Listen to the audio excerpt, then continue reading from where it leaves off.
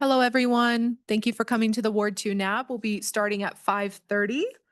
If you'd like to give public comment on today's agenda, please fill out the public comment form up front. Thank you.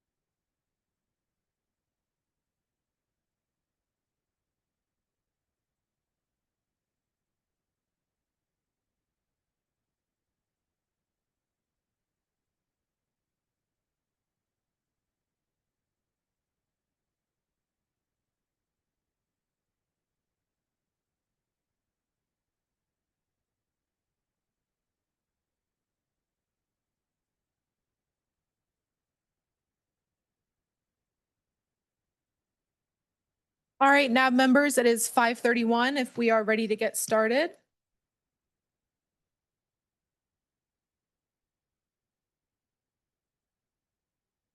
All right, it is 5:32 p.m. We will now call the meeting to order. I'll start with roll call.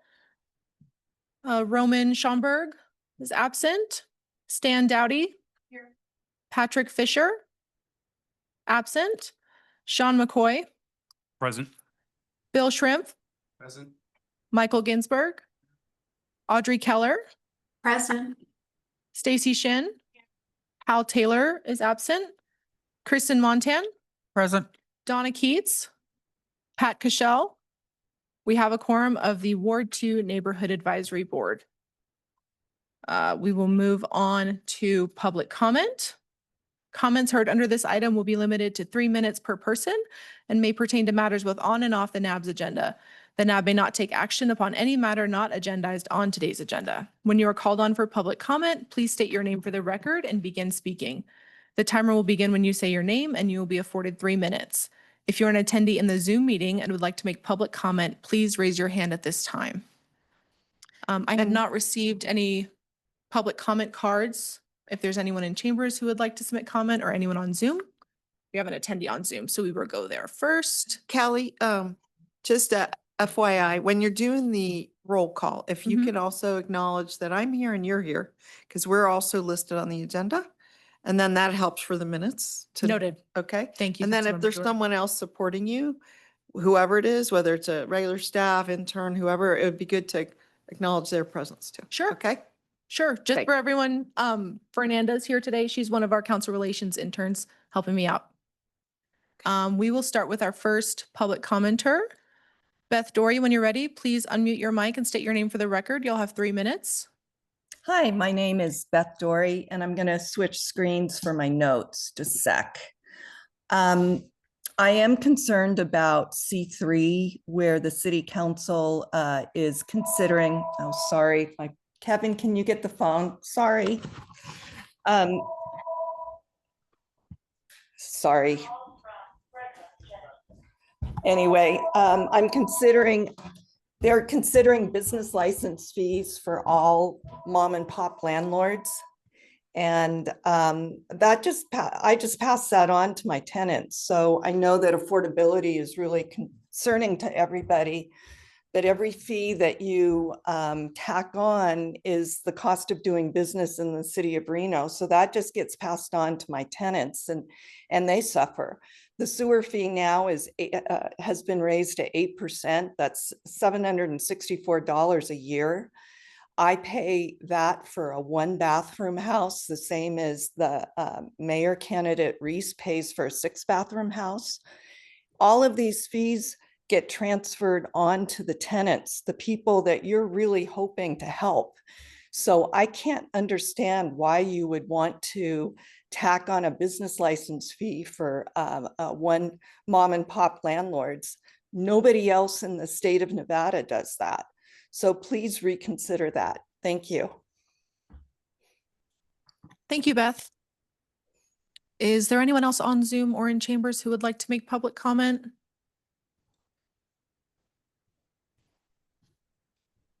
Okay. Seeing none, we can move on to item A3, election of officers. First item is item A31, selection of a board chair for possible action.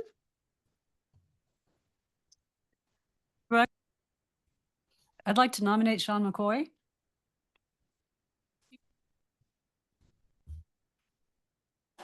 If I can just remind all members of the board to make sure you're speaking to a mic. Thank you. Okay, so we have a motion from Donna Keats and a second from Stan Dowdy. Yes. Okay, all those in favor? Aye. Aye. Aye. Any opposed? All right, motion carries. The next item is item A.3.2, selection of a board vice chair for possible action. I'd like to nominate Audrey Keller for vice chair. Donna Keats for the record. We have a motion. Do we have a second for discussion?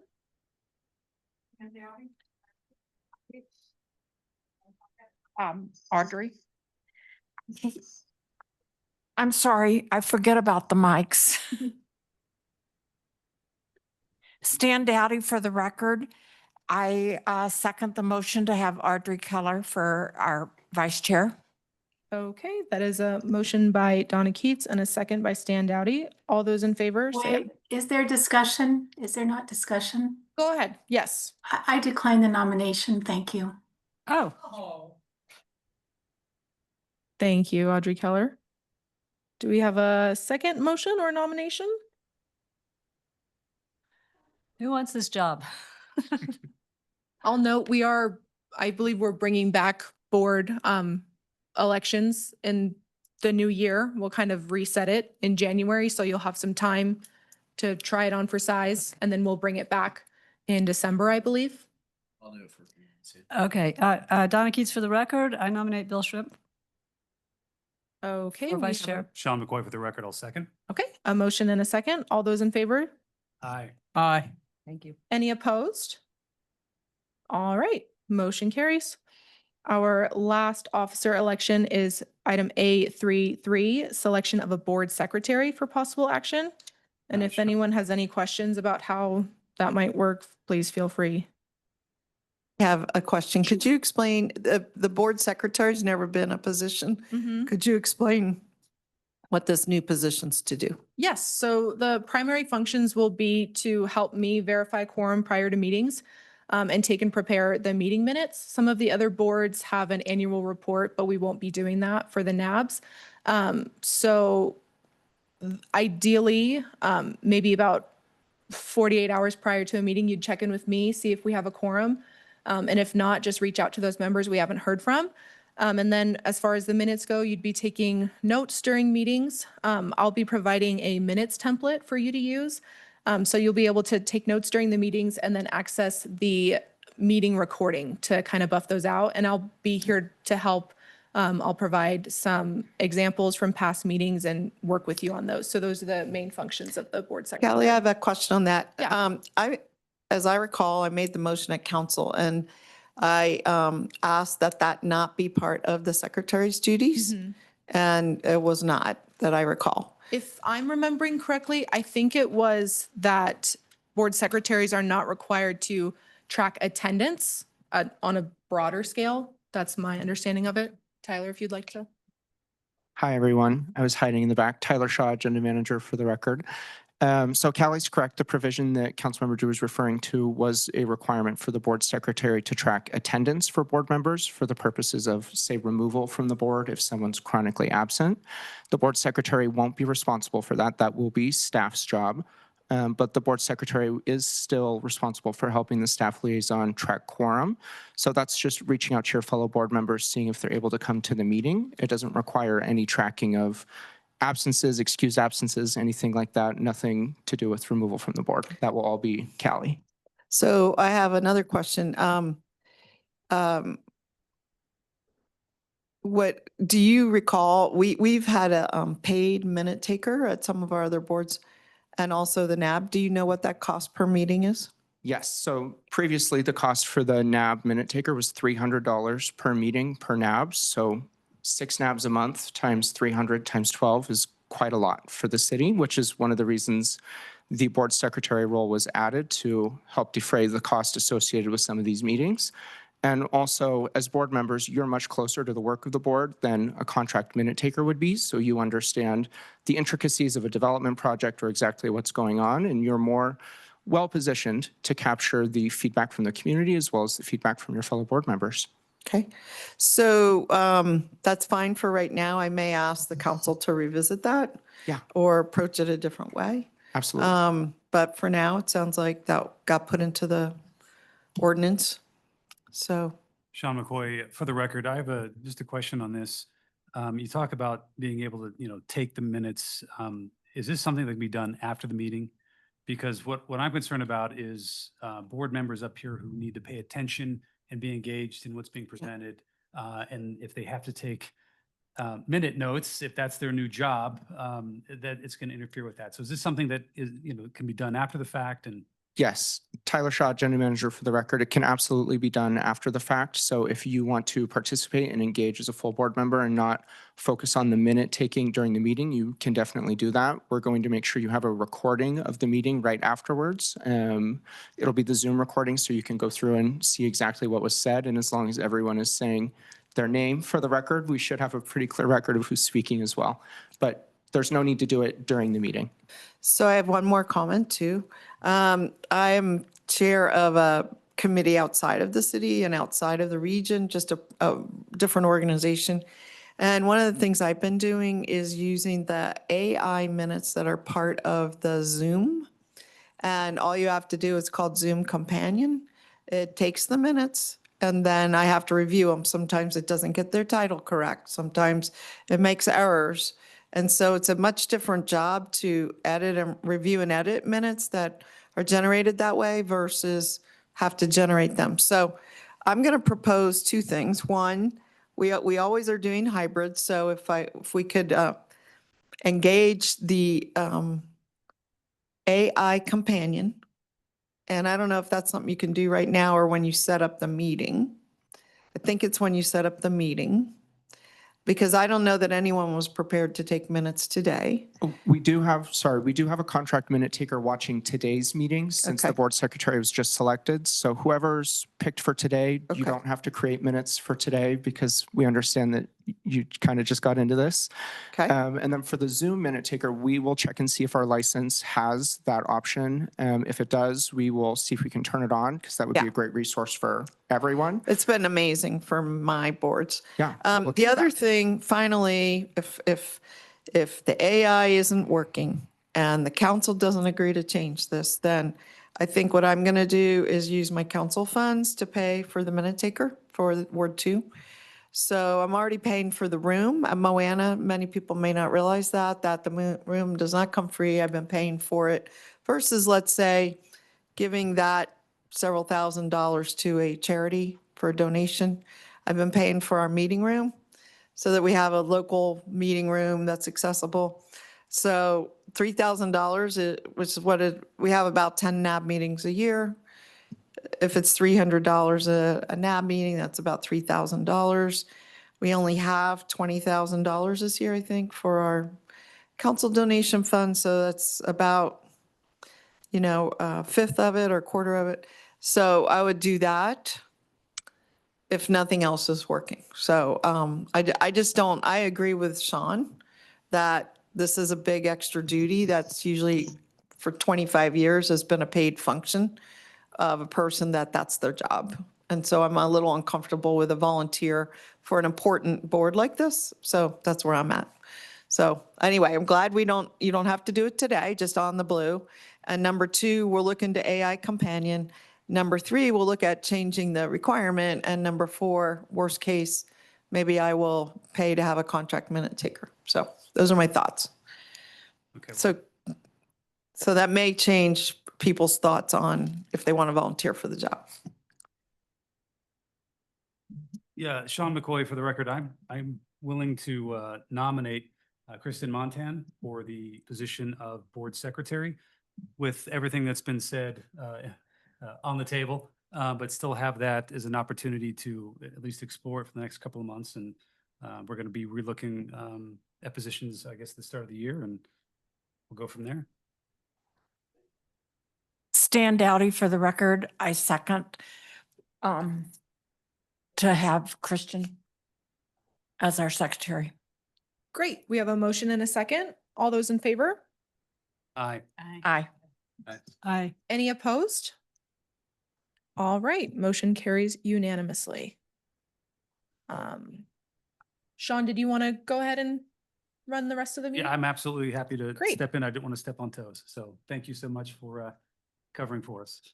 Okay, now we're going to move to section A4, approval of the agenda for possible action. This is September 23rd, 2025. Looking for a motion to approve the agenda tonight. I want to note for the board, I have a request to move item B2 ahead of item B1. We have a staff member from Development Services here giving the presentation on B2 if the board is amenable to that. No objection. Do we need to? Just include that in your motion. Yeah, moving item B2 before B1. Kristen Montan, for the record, I move to move B2 before B1 on the next agenda item. Donna Keats, I second the motion. All those in favor? Aye. Aye. Any opposed? All right, motion carries unanimously. Okay, A5, approval, Sean McCoy for the record, A5, approval of the minutes from the August 19th, 2025 meeting. I happened to take a look at these. They're it was a very busy meeting. Did anybody see anything out of the ordinary that needed correction? If not, then I'd be looking for a motion to approve the minutes as presented. Donna Keats, I move to approve the minutes of the last meeting. Thank you. Kristen Montan for the record, I second that. Okay, we have a motion. We have a All- second. All those in favor? Aye. Aye. Any opposed? Motion carries unanimously. All right, moving on to A6, council liaison report. Yeah, sure. Thank you, Sean. First of all, thank you everyone for being here. It's lovely to see you. I continue to be really impressed with our NAB members and their commitment to this duty. I also thank Donna for applying. This will be, I think, your third term. So thank you. It's very good, in my opinion, to have a mix of institutional memory along with people that are just getting started on the NABs. And to that extent, I want to welcome Bill Shrimp. He served on the Ward 1 NAB for a long time. I don't know how long, Bill? 2 years. 2 years. And I wondered if, as part of my update, if you could just give a little introduction of yourself for the rest of the members. Yeah, sure. Thank you. So first of all, I appreciate the nomination. Thank you very much. And can you pull that mic a little closer? Yep. Thank you for the nomination. I appreciate that. Bill Shrimp, for the record, I guess I should help the note taker in their duties. So served there with Councilwoman Breckus for 2 years, was president for a year behind Mr. Ginsburg when he was there as well. The thing that I would say that was my best moment on the NAB that I'd like to share with this group is there was a conflict about whether or not somebody should build or use an equipment yard or use an empty field as an equipment yard. And in the NAB itself, what I really appreciated about it is it provided an opportunity for the people who lived, and they lived in a little motel right next to this equipment yard. And the people had moved in and started using his equipment yard before they got all their permits pulled and stuff like that. So it created some conflict there. And during the NAB, there was some discussion about it, but really the best part of it was as we were leaving, I stood outside with the lady who's like, I don't like the truck idling in front of my window at 6 o'clock in the morning, and the guy who owned the company, and they're really talking about the problem and working through it, like seeing each other for people and not arguing each other. And I really appreciated that. And that was my favorite part of the NAB. And I hope to help with some of that here.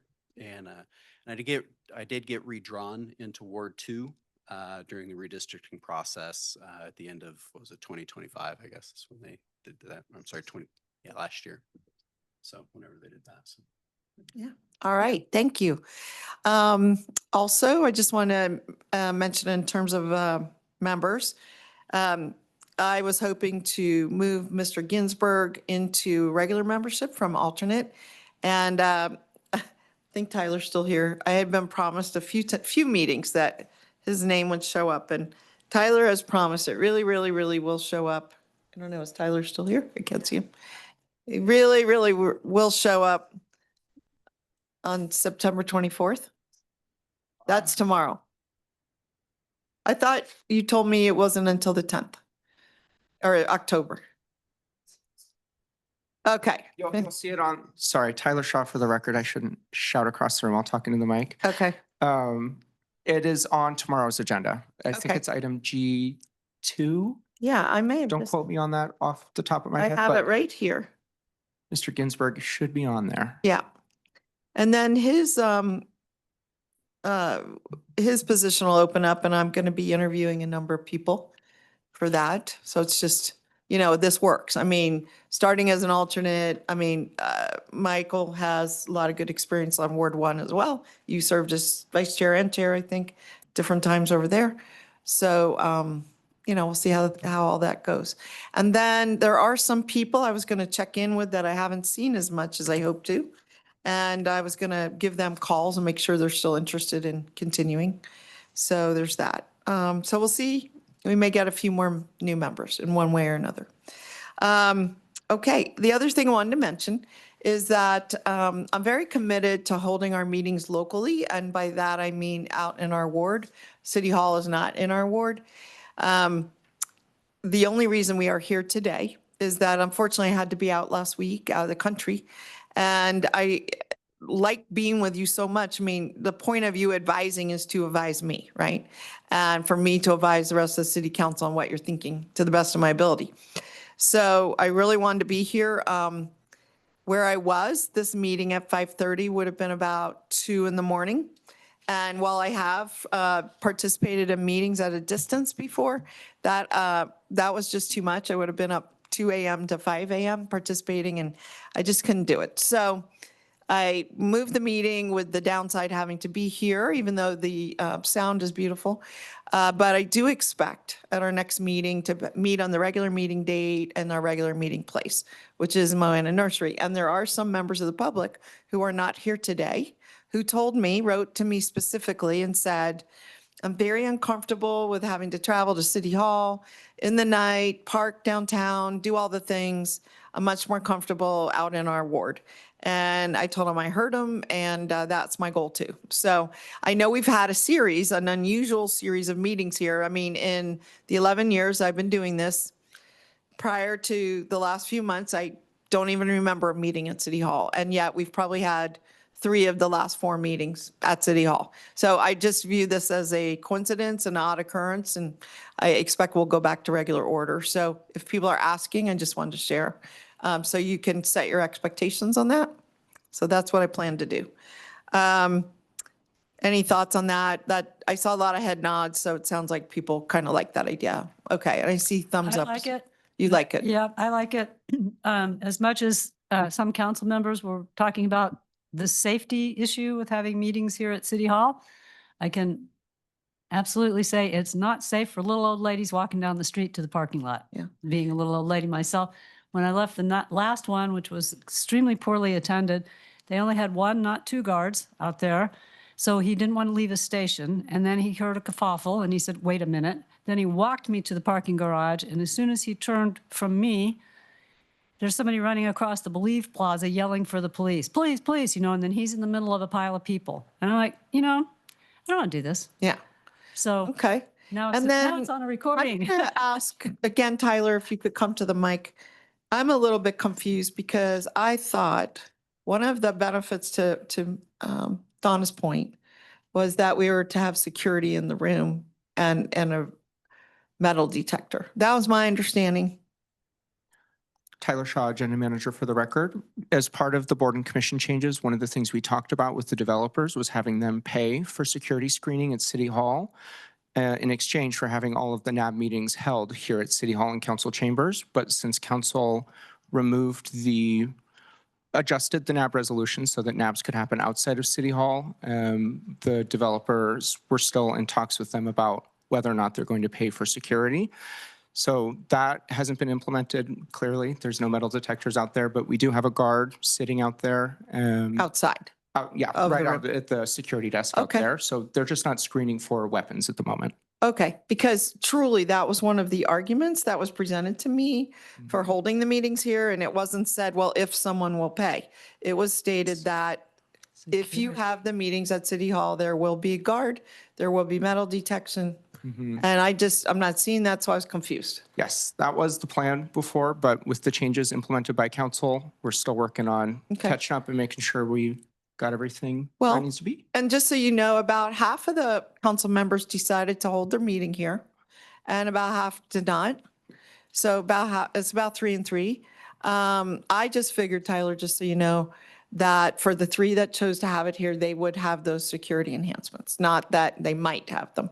So that's just some feedback under my council report on this particular point. Okay, if you could Thank share you. that with whoever's in charge Can do. of that. Okay, and maybe that is you is in charge now. I don't know. I'll pass it on.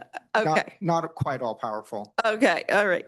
The other thing, I want to wrap this up by just mentioning a few items on the council agenda. And One of those items is a project that came in front of this NAB twice.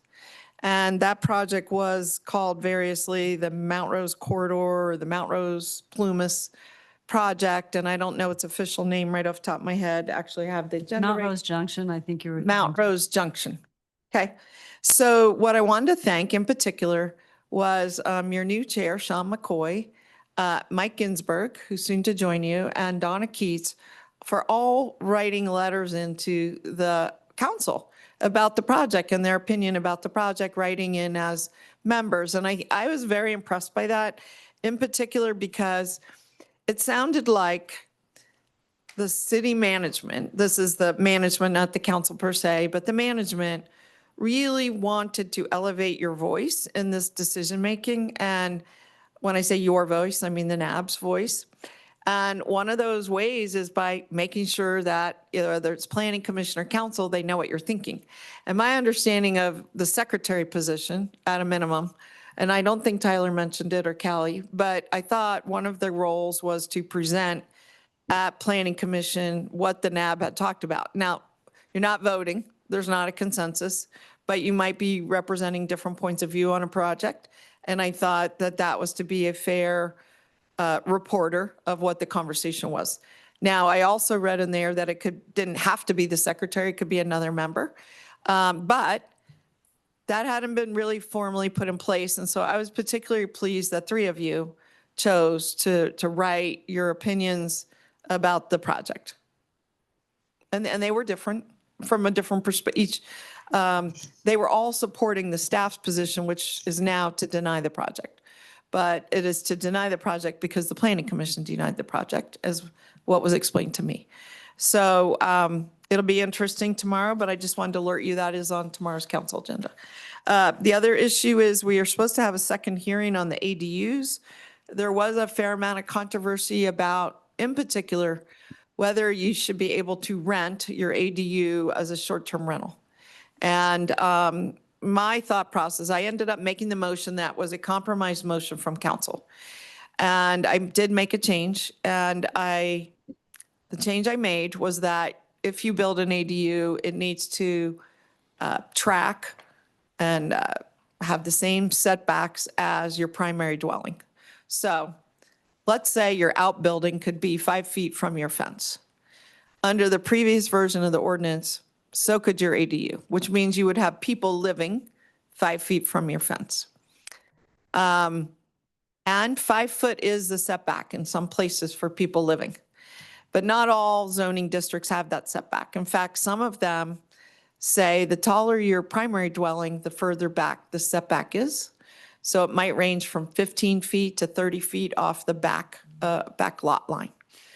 So I thought that was more appropriate. I added that into the motion. But one of the more controversial aspects, no one really seemed to have an issue with that, at least at the meeting, no one said. But what they did have an issue with was being able to rent the ADU. And I guess my thinking was this. If you can rent as a short-term rental the house, and you could rent rooms in the house, that you should also be able to rent out your ADU as a short-term rental. Not everybody would agree with that logic, maybe because it's not part of the house, it's closer to a neighbor.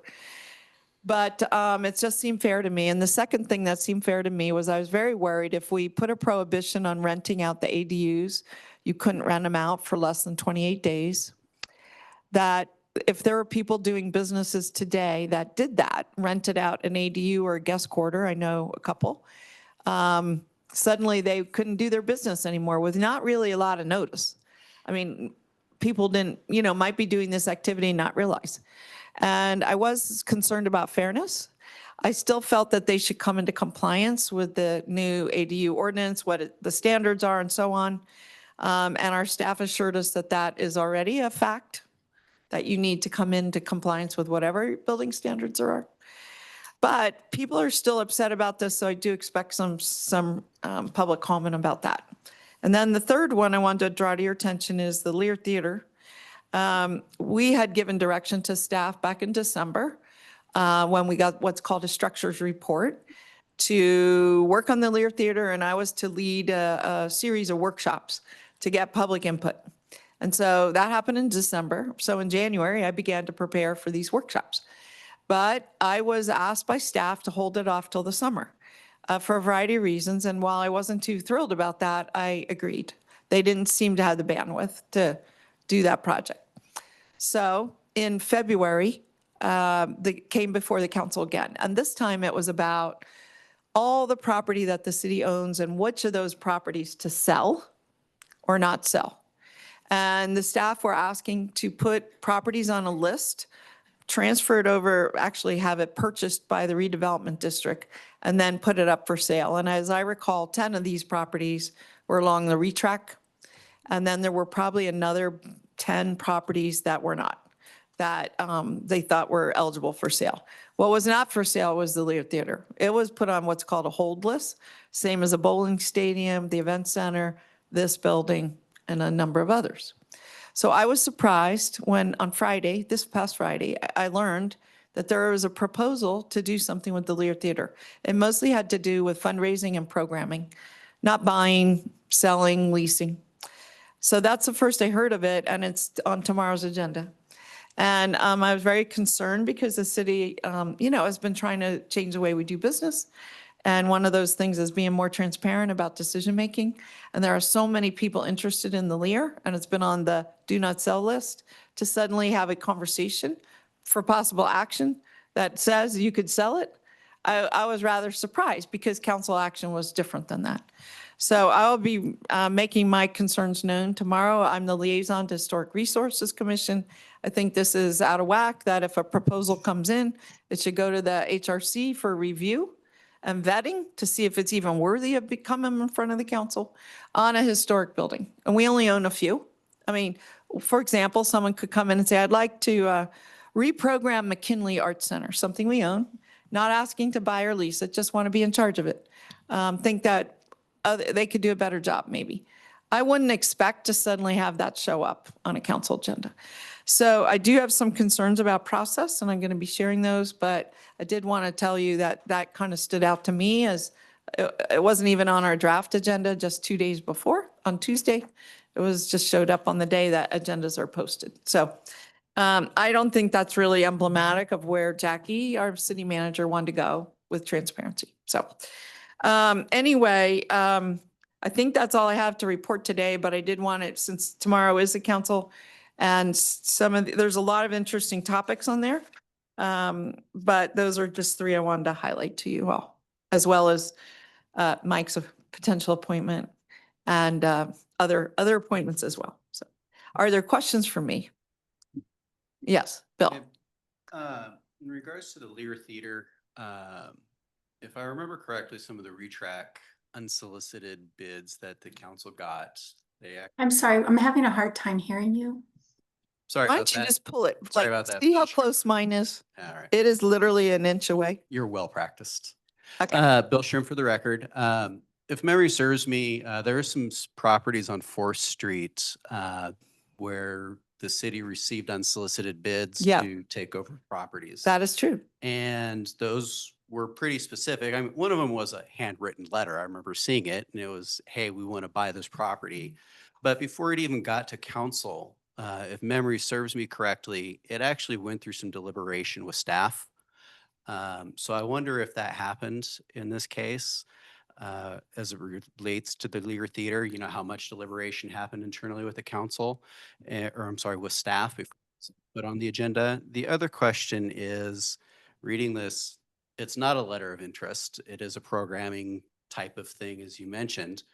And the other concern with that is the way the agenda item is written is, even if this person shows up and says, oh, wait, no, I don't want to do this, now it's opened up an entire bid process. Exactly. And that is, again, problematic when we're trying to protect something. So that's my 2 cents. I'm glad you have your eye on it. I really Thank you. appreciate that. I actually went to the length of writing an email to the city manager and to the assistant city manager and to the mayor, all about my perspective on that. And that is exactly correct. I think that, I'll just be honest, I've been working on the Lear for, I think it's going on 9 years. I've been a lot of skin in the game. public workshops, fundraising, meetings, a lot of personal time. I am surprised that we would suddenly put something on and I don't even know. So I think there is something broken. I don't know how much time staff spend. I have no idea. I will find out tomorrow. But thank you, Bill. Appreciate that. Yeah, Donna. Ms. Donna Keys, I'll make a comment on that, which is that when I looked at the staff report, it sounds to me like somebody wrote a letter. They've got a little pretty PR packet. They don't really say anything other than we've got all these people which are unnamed. Never happens in an RFP that they have so many people that aren't listed or how it's going to happen. It's not the way you do an RFP. This wasn't an RFP, but that was more my reading it was like, oh, this is now the city's excuse to do an RFP, prepare for sale, put it out to bid again, because we have a financial crisis and we don't want to keep paying for it. And we haven't spent 750,000 of the million. So, you know, let's take this opportunity to dump it. That's what it read like to me. And I think that that's lacks transparency in this entire process. And I think it's a disservice to the city and to their residents. And it's a shame that nobody's been able to get this thing together. But this group, they're not going to get it together either. They're not offering any money or anything. They want you to pay. Want the city pay for us. And I don't fault them. And I'm not really going to comment. I mean, I appreciate your comment, and I'm not going to say you're wrong. That could certainly Just be. my comment for input. That's all. Could be the true. I don't know. But it's just RFPs aren't really generated because somebody submitted a letter of interest. Right. The preparation for sale is not Right. actually, you know. Okay. Thank Anyone you. else? Appreciate the opportunity. Okay. We have- Anyone else? Audrey Keller. Yes, I would like to say something, Audrey Sure. Keller for the record. Naomi, thank you for bringing the Lear Theater to our to the forefront, because it really, how did that get agendized and you didn't know, being on that committee and leading it? It seems like things that should be well discussed before it hits a council agenda. I mean, is it like someone waved a magic wand and it appeared on the agenda? Yeah. It's inappropriate, and I would suggest that you pull it from the agenda. Move to pull it. Well, that was my letter request, to pull it, because to your point, I don't think there's been enough staff discussion. I think I need to be in the loop. I think the Historic Resources Commission has to vet a proposal before it comes to council. I just think we've missed a few steps in the process, so I did ask for it to be pulled. I don't think it will be pulled at this point, but that was my perspective. So, Thank you. okay, thank you, Audrey. Let me ask, is there anyone in the audience that would like to make a comment or anything? No? Okay. All right. Well, back to you, Mr. Chair. That is my report for today. Thank you. And I thank you for the in-depth report. I've served on other boards where, we don't have our liaison even present.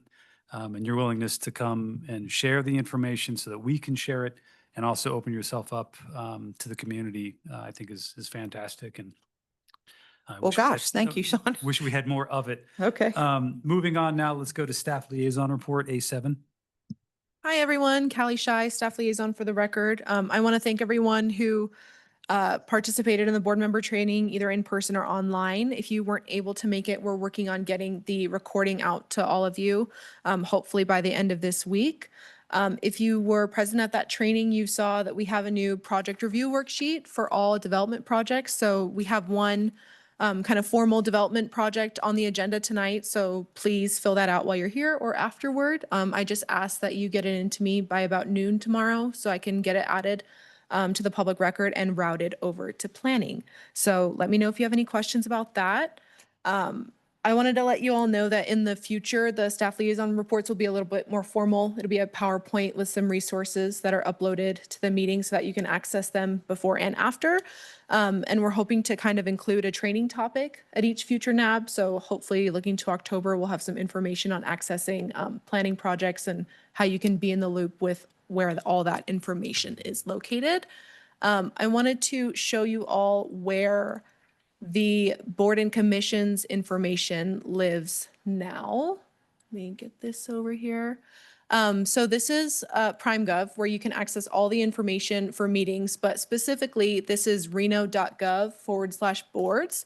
If you don't want to put that in, you can go to reno.gov, hover over government and then select boards and commissions, and it'll take you to this page. So it's really neat. It has all of our boards and commissions on it.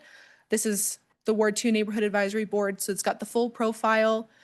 If you're interested in signing up for the newsletter, signing up for the development projects newsletter, it's there. If you want to provide comments as a NAB member, you can click on this provide feedback link right there. And there's a lot of good links there. We also have all the members listed, including Councilmember Dewar and myself. So there's all your information there. If you're wondering, hey, I was appointed some time ago, I don't know when my term is up, you can click on your name and your term is listed there.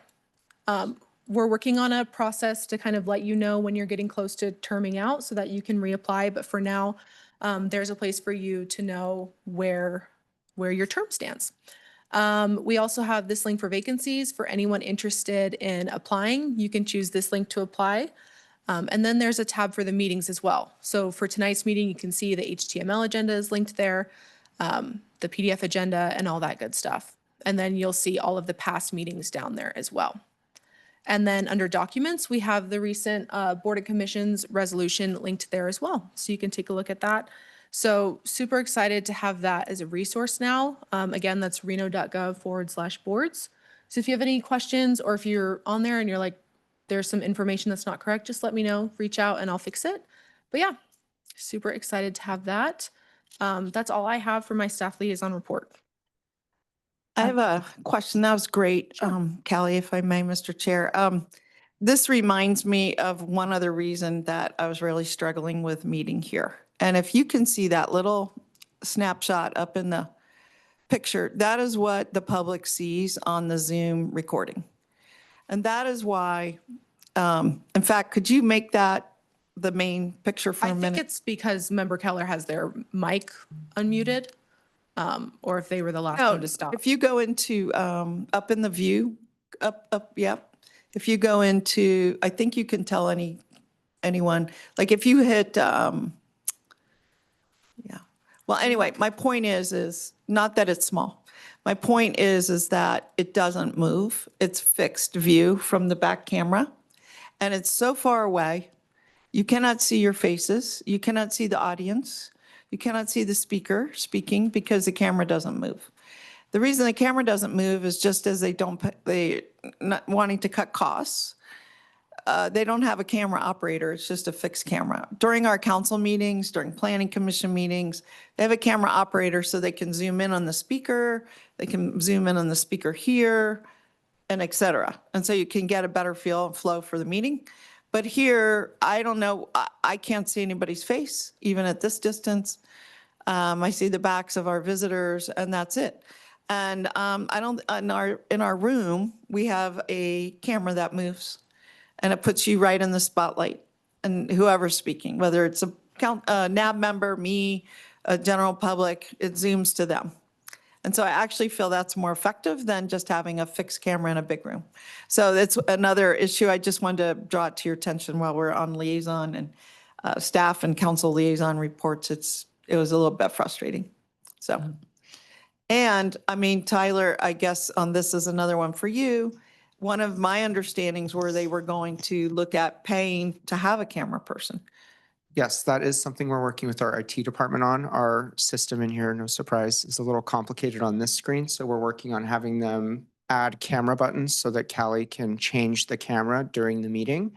So instead of having to have a camera operator, it might not be zooming in on who's talking exactly, but to Councilmember Dewar's point, being able to see all your lovely faces during the meeting would be great. So that is something that we're working on. Yeah, really good. Okay, well, back to you, Mr. Chair. Okay, thank you for the report and thank you for the reminder about the Neighborhood Advisory Board project review worksheet. That's kind of where we're moving to next. B, development project review. We did move B2 out of order, but before we get to B2, just want to point out, it's kind of a new form. Take a look at it, kind of try to understand it. This does not mean that you can't provide public comment yourself, your own position on a particular project. This is just really looking for feedback, ways that you can improve the project, identify things that you agree with the project, additional comments, and you'll need one of these for each project that's being presented. And I do appreciate the opportunity to submit the next day. I will see if that by noon is workable, because I am somebody who likes to be involved and participate and not sitting here trying to fill out and do my homework before school gets out. And so I'll definitely see what I can do, but I know a lot of us might have jobs and families to get to after the meeting and tomorrow. So it's something new. Let's try it and see how it works, and we can always provide our feedback. Chair, if I may, Callie Shy, staff liaison for the record, I wanted to add on to something Councilmember Dewar was talking about with having NAB representation at the planning commission meetings. One of the things that the resolution adds is having the chair or the vice chair or the board secretary provide public comment at the following planning commission meetings or city council meetings that the projects we see here are presented at. That doesn't mean you have to be there in person or on Zoom. You can provide written comment, but that's something we can continue to talk about between the chair, vice chair, secretary. All board members are welcome to provide public comment, but the public comment that one of you three would give at those meetings would be give the planning commission or the city council an idea of what the discussion was like at the NAB. If there were certain concerns that the public or board members overwhelmingly had or something like that. So I just wanted to add that. Thank you. Okay, again, Sean McCoy for the record. Moving on to B2, Child Care Ordinance. Let's have this presentation. Thank you.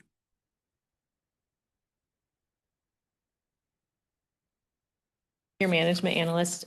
Oh, thank you. Grace Macadam, Senior Management Analyst for the record. I'm here to talk about childcare facilities and a recent text amendment that City Council has initiated. So just to kind of set the stage as to, why we're talking about this, I think anybody who either has a child, knows someone who has kids, knows that it's very difficult to find childcare, very expensive. Just for reference, 72% of Nevadans live in a childcare desert. So this is a statewide statistic, but what that means is that there's more children than there are daycare slots. So if you went to find a daycare, typically, and this might be skewed because many of our areas are rural, but typically you have to be put on a wait list, which I think people who have kids are very familiar with the wait list for daycares. Nevada experienced a 55% decline in childcare from 2018 to 2024. I think significant to note is the COVID years in that time frame. So we did experience a tremendous amount of childcare closures, daycare closures during that time for obvious reasons. And then Nevada is the 8th least affordable state for infant care. Again, being that our state is very rural, I find that a fairly alarming statistic. I think it's difficult. Our cost of, or maybe our pay is not keeping up with that statistic. So we're the 8th least affordable, and I don't know that we're paying people the equivalent to kind of compensate for that. So again, for some background, on July 25th, City Council initiated a text amendment to try to remove barriers for childcare. So they said, look at what we can do, look at our development code, and see if there's any barriers that we can remove or anything that we can do to streamline the process for providers. And so that's what we're doing. So currently in Reno Municipal Code, we kind of have 3 umbrella uses or 3 buckets for childcare. We have in-home childcare, that's anything from 5 to 12 children. It's an accessory use. You have to live at the home. It's really somebody who, lives in a home. It's kind of a home-based business, and they can have anywhere from 5 to 12 children at that site. Workplace childcare, again, is accessory in nature. So some of these larger businesses like IGT or Patagonia, they might offer that as a benefit to their employees. Again, it's accessory. The business already has to be established. And the workers are already kind of driving to and from that workplace. So it's a little bit different than, say, a childcare center, which is anything other than those previous 2. This is the larger childcare centers, the Goddard Academies, the Blue Kangaroos, anything else that you might think about fits in those uses. It's anything, up to a couple hundred students sometimes. So when we talk about what are the barriers that are in our zoning code for childcare, our scope is really limited with childcare. The state does the licensing, the county health department also kind of assists in that. There's not many incentives we can offer just because, like I said, our scope is really limited.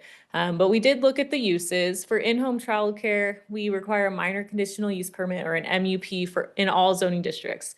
And this comes with additional standards.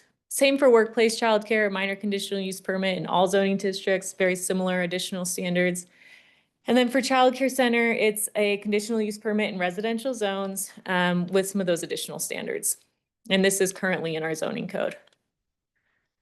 And so when we talked to some childcare providers as to what this means as a barrier and why it's a barrier, for in-home childcare, a minor conditional use permit takes 30 days. It is a staff review. We send out notices, and the cost of that application is about $4,300. And then there's no guarantee of approval. It's a discretionary review, so there's risk involved with that. Same thing for workplace childcare, minor conditional use permit, 30 days, $4,300. Again, no guarantee of approval. And so we're seeing that sometimes people just aren't, or it's preventing people from opening these. You think of an in-home childcare, they're watching 6 kids. And this is really any small business, but we get a lot of complaints of, I didn't want to go through all of this, or I don't know how to go through this. And so some of this is education, but also it's a big investment for them to make if they are just kind of trying to do this accessory to something else. And then childcare center, a conditional use permit takes about 65 days. It does go to our planning commission for approval or for a decision, about $5,000. But again, there's that risk, no guarantee of approval. And so with the scope that we do have and the authority we do have, we looked at our barriers and we said, okay, for in-home childcare, let's look at the past 5 to 10 years, all of the in-home childcare we've done for minor conditional use permits. And what were we conditioning? Why did they have to go through these minor conditional use permits? What were the issues? What were some of the concerns brought up? Funny enough, we have maybe 3 in the last 5 years, 2 of those being withdrawn. So 1 went through and had maybe 2 conditions. Very limited data for us. So we went back and looked at some other jurisdictions. We added in some development standards and we removed that minor conditional use permit. So we're hoping anything we would have conditioned or we might condition on a minor conditional use permit, we can add to code so that the childcare provider for in-home can say, if I meet X, Y, Z, I know for sure I can get this permit issued to me. Same thing with workplace childcare, removing that MUP requirement while adding in some development standards to say, if we meet these standards, we know we can get this building permit or this business license. For childcare center, it probably makes sense to look at those if they're in residential zones. We reduced that from a conditional use permit to a minor conditional use permit. So it's just a little bit cheaper. Neighbors would still get noticed. We could still put conditions on that project.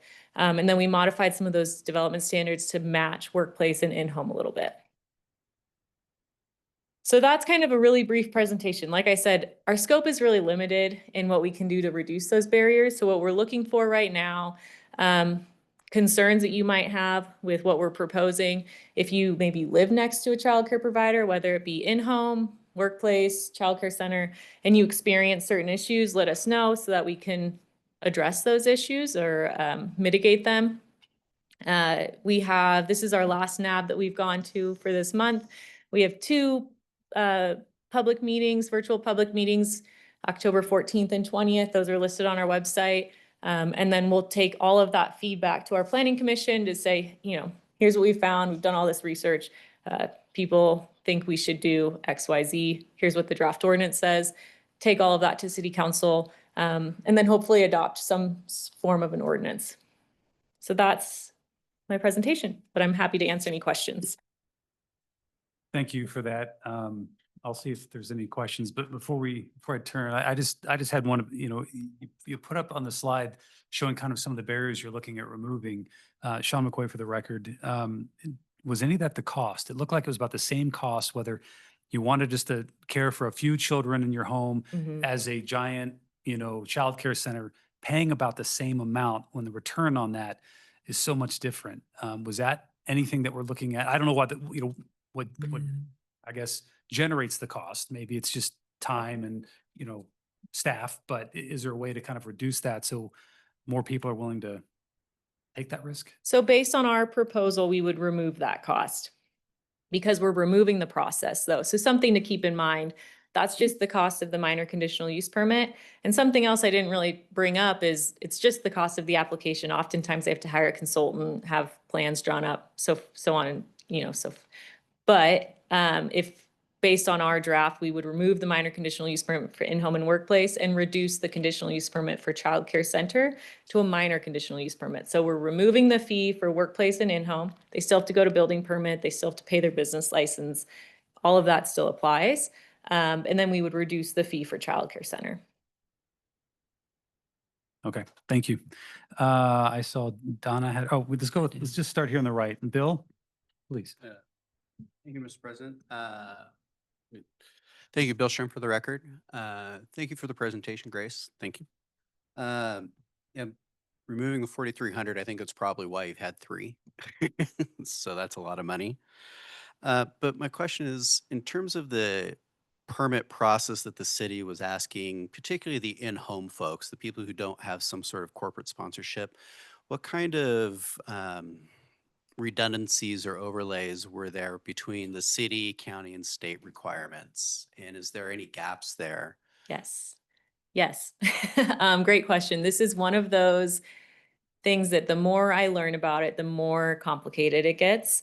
Because you have so many agencies involved, it's just very bureaucratic, for lack of other words. So as part of this, we're working with the Children's Cabinet to come up with a pamphlet as a step-by-step guide.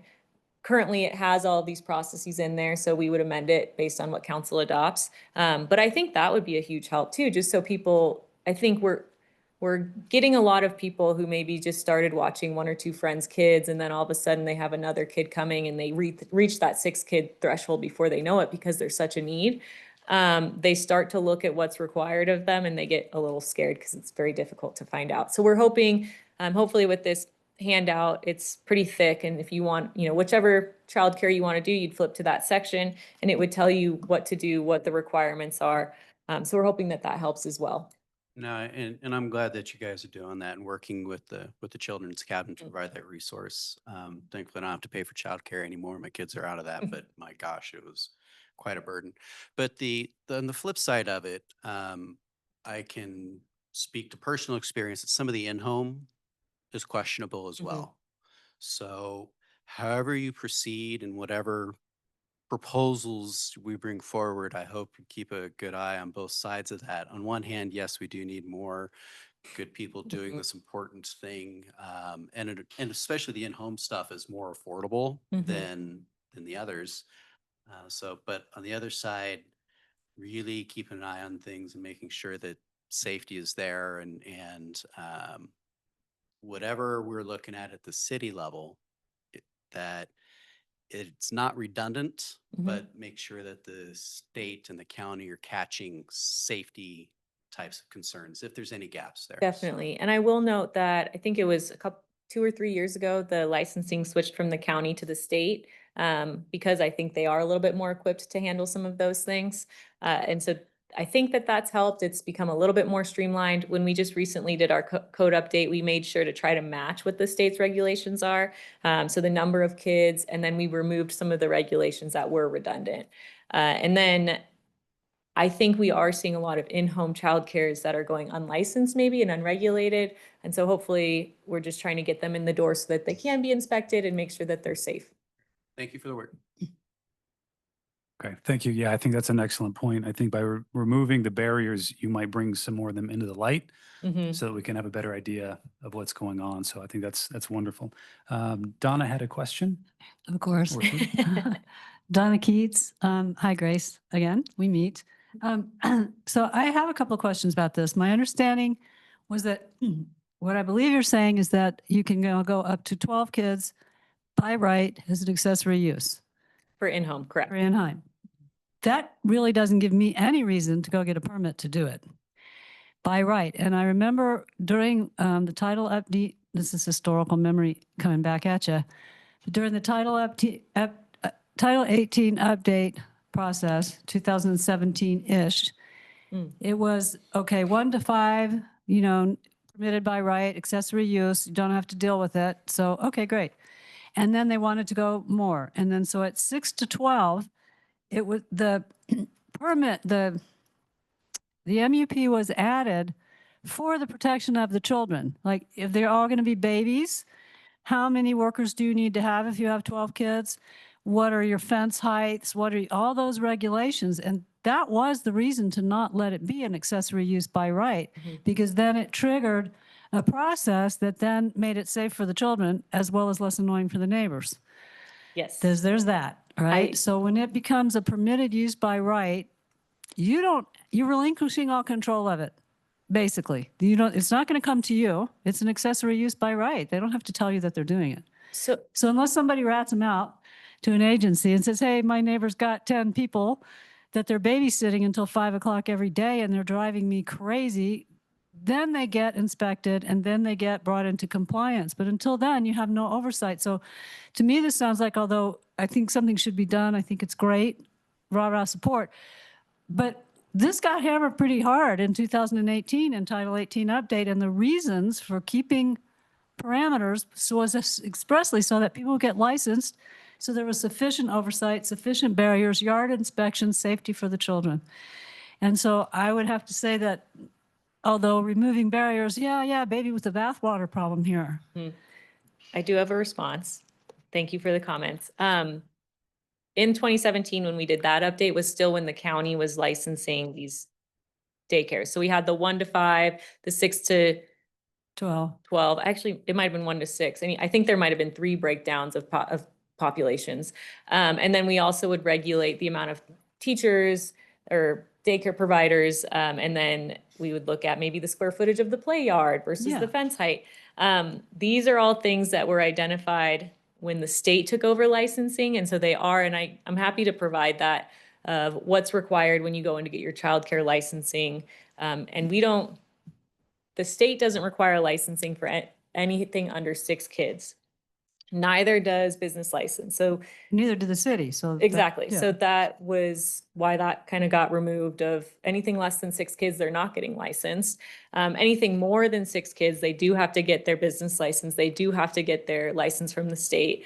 And they have to get their Washoe County health inspection as well.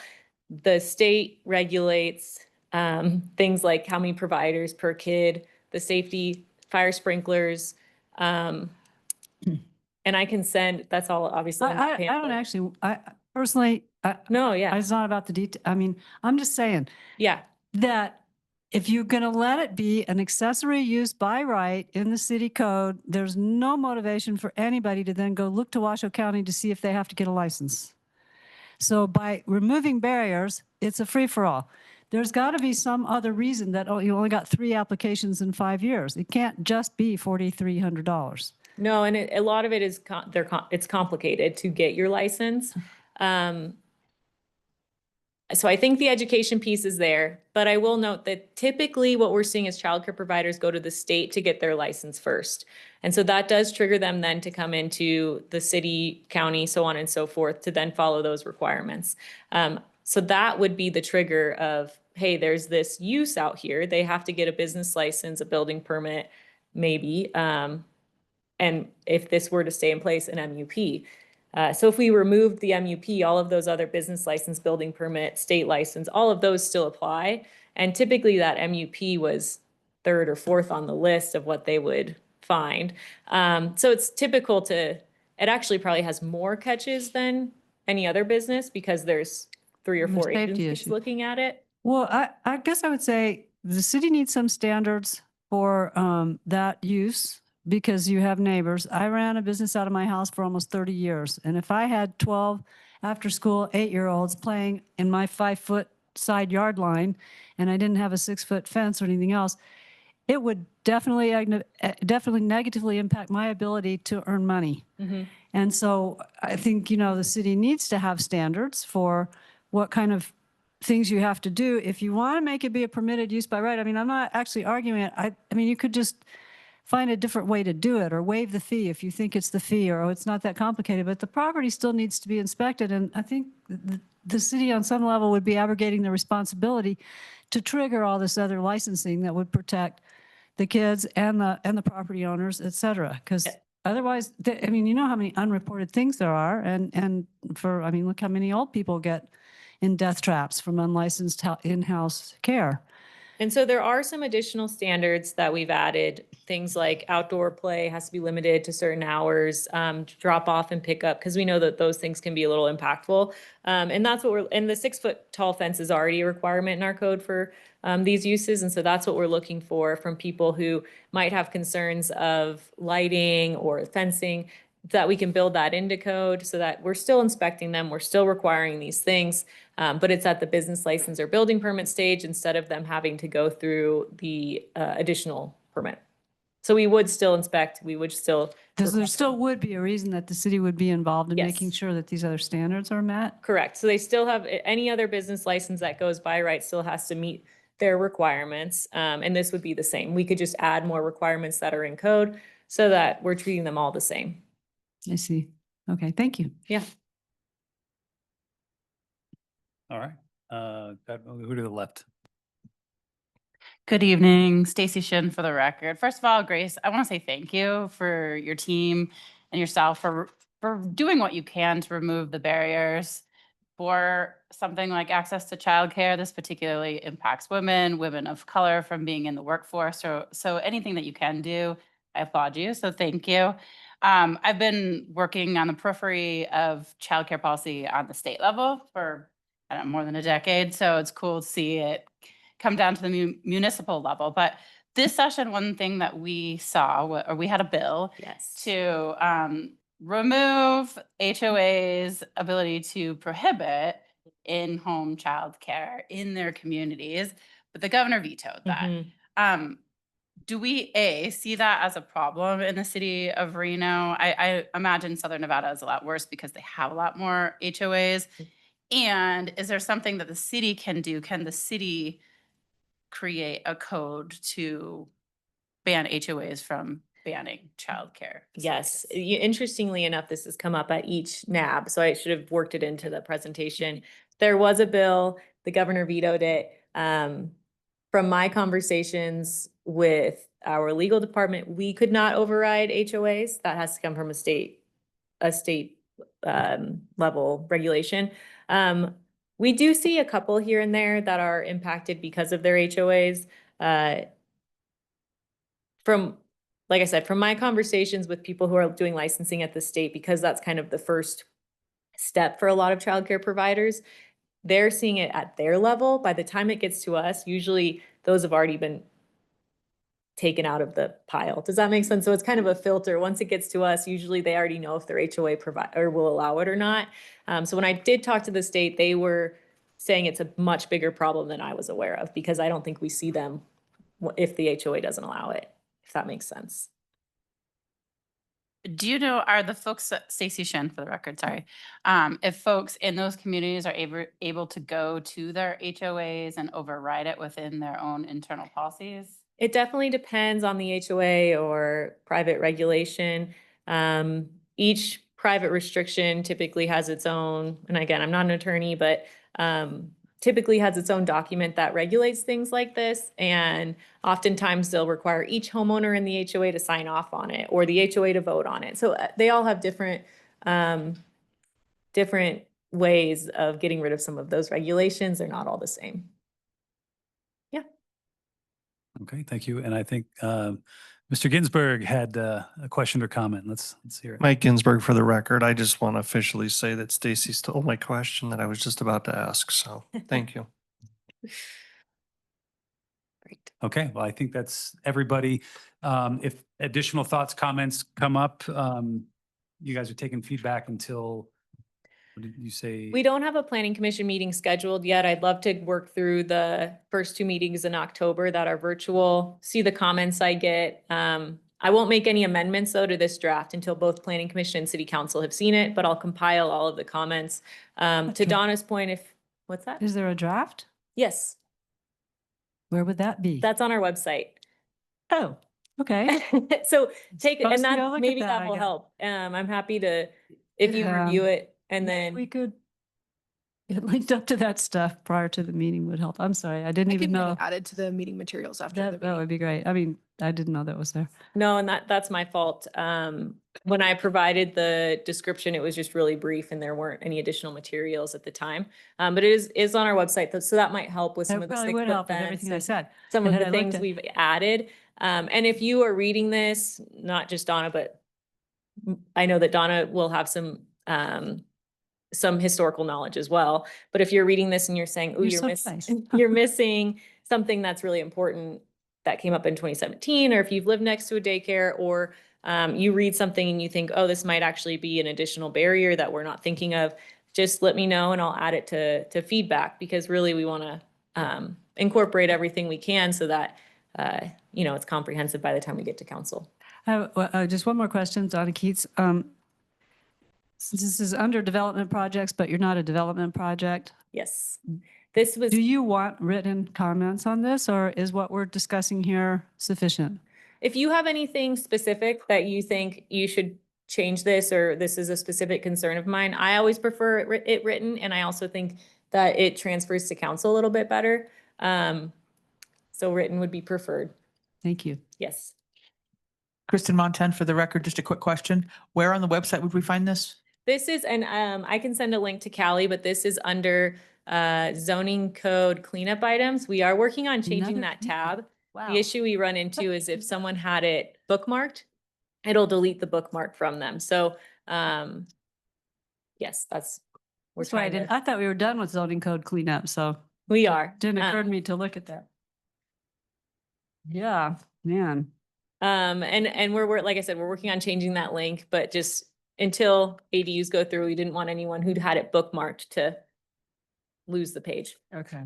For But, all board here's- members, oh. if you search zoning code cleanup on reno.gov, you'll be taken to this page and you can click on childcare. Okay. That's where it is right now. Zoning Yes, code that's cleanup. where it's living right now. Thank you. But we'll get that distributed to you all. And the draft ordinance, really quick, Callie, is just linked within there. Then there's the feedback form. And then if you wanted to also attend the virtual meetings, you're welcome to sign up there. Okay. So that's how I need to get comments to you. Or you can email me. Do that. Okay. Yeah. Thank you. Okay, thank you so much. Thank you, guys. Have a good night. Okay, again, Sean McCoy for the record, turning now to item B1. Chair, if we could open that one just to public comment, just so I Oh, can yeah, let sorry. everyone know Absolutely. that I do not have any comment for that item.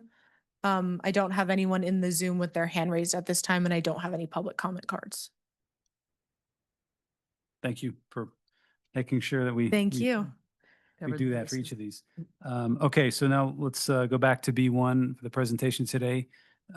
This is AB N26-00002 Snows Monroe Street cleanup. Come on up. Thank you for your patience today and being moved out of order. Problem. I don't have a PowerPoint today. I just have the sheet.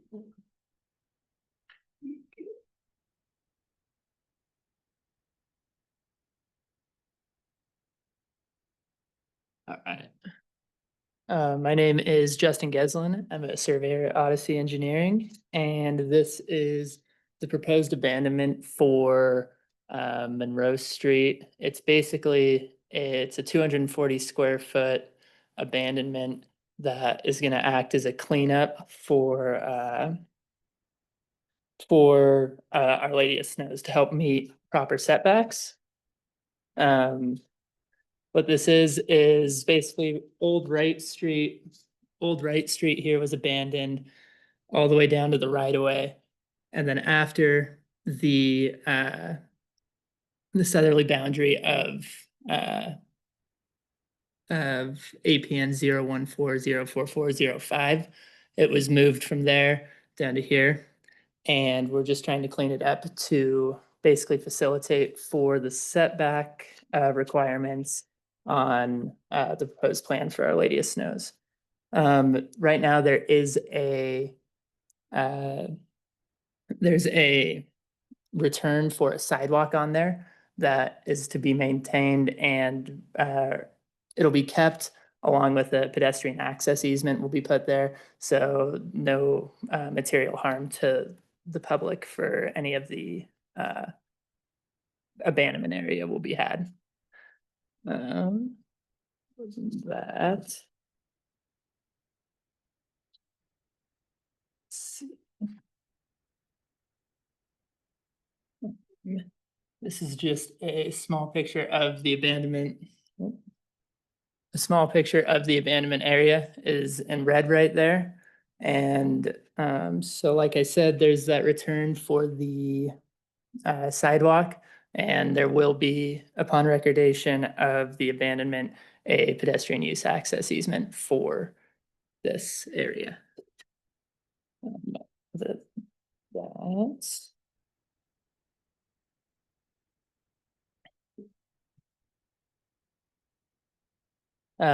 This was, Monroe Street was originally dedicated on track map 238. And so because of that, the city of Reno does retain the right, retain rights of use, but it's not owned in fee. And therefore the adjacent property to that will have the fee ownership if this proposed abandonment is approved. And I think that's all I got. If you guys have any questions.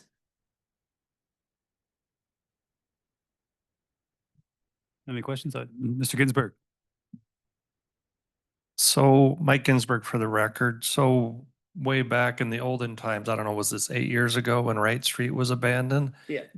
And Wright Street is basically right across the school from the park. Is that correct? That's Wright Street is on the west side of Our Lady of Snows, while Lander Street is on the east side, and Lander Street's adjacent to the park. So it was the Lander Street abandonment, right? Yes. So does this cleanup have anything to do with safety of the children, or what is the point? Is it basically just cleaning it up so it's not owned by the city of Reno? It's there's a proposed project by St. Mary's, and we're trying to meet setback requirements on the building. Mike, if you have, do you have that sheet? Yeah, do you have the site plan?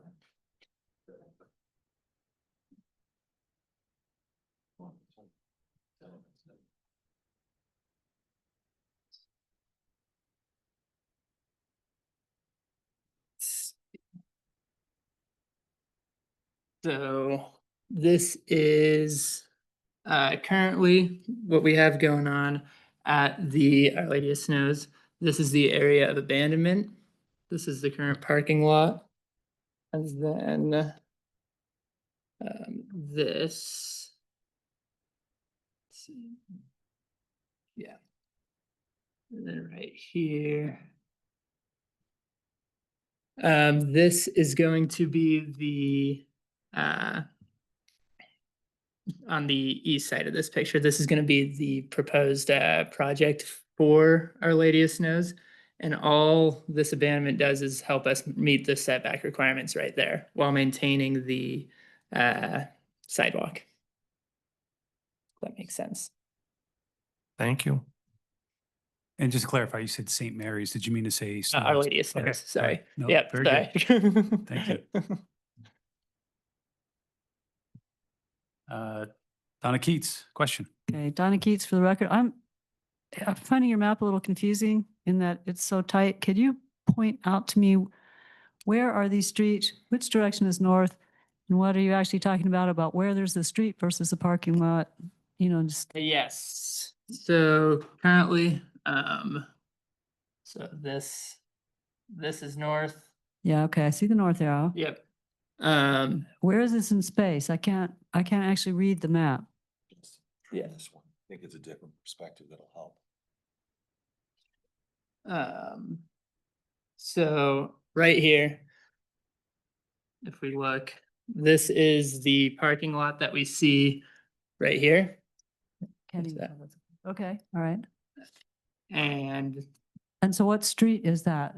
this is Old Wright Street. It was abandoned previously. Right, now it's used for parking now, isn't it? Or not? There's cars on it. There's cars on it, and you can go through it both ways right now. You can still? Okay. Uh, So so it was abandoned by the city? It was abandoned by Yeah, the city So and it's, is retained by Our Lady of Snows and Mark Taxer. but it's still an open street. It is.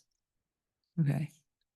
Um, And so the area that you're asking for the abandonment, is that a chunk that just wasn't asked for the first time to take the property lines into equal east-west lines? Exactly. And the chunk that we're asking for now, the south side of the Our Lady of Snows property was abandoned after Wright Street was abandoned, which brought the property line down further, if that Okay, makes so is that chunk, who owns that chunk right now? The city still owns that?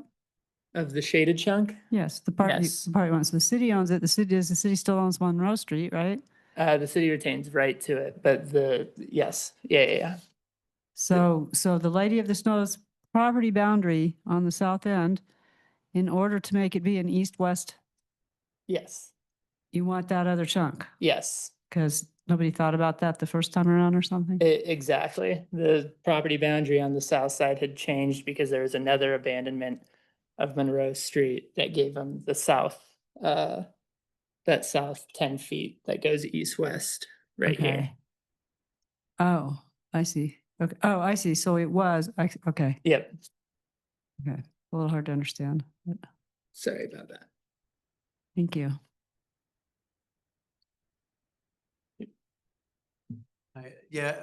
You started to get to the question. I'm sorry, Bill Shrimp for the record. Can you put the other map that you had up just a second? Yes, perfect. So the new project, if you're talking about setbacks, Yes, the new project, if I recall, is going to utilize what is currently that parking lot. And there's going to be a new Exactly. building there. exactly. And so that new building is going to push up against that boundary, and that's where you're running into the setback issue. Is that the Yeah. correct understanding? Yep, exactly. Okay, I just wanted to make sure I understood that. Thank you. Yep. Okay, I don't think I see any more questions. Anybody online? I think Audrey's there. I don't know. I didn't see a hand, but. Audrey, just checking to see if you have any comments or questions for this one. No comments on this item. Thank you. Thank you. Okay, any public comment? I do not have anyone with their hand raised in the Zoom meeting. And I don't have any public comment cards either. Awesome. All right, well, thank you so much for your presentation. Thank you. Okay, Sean McCoy for the record. Moving on to agenda item C, Board, Commission, Committee Member Reports and Announcements.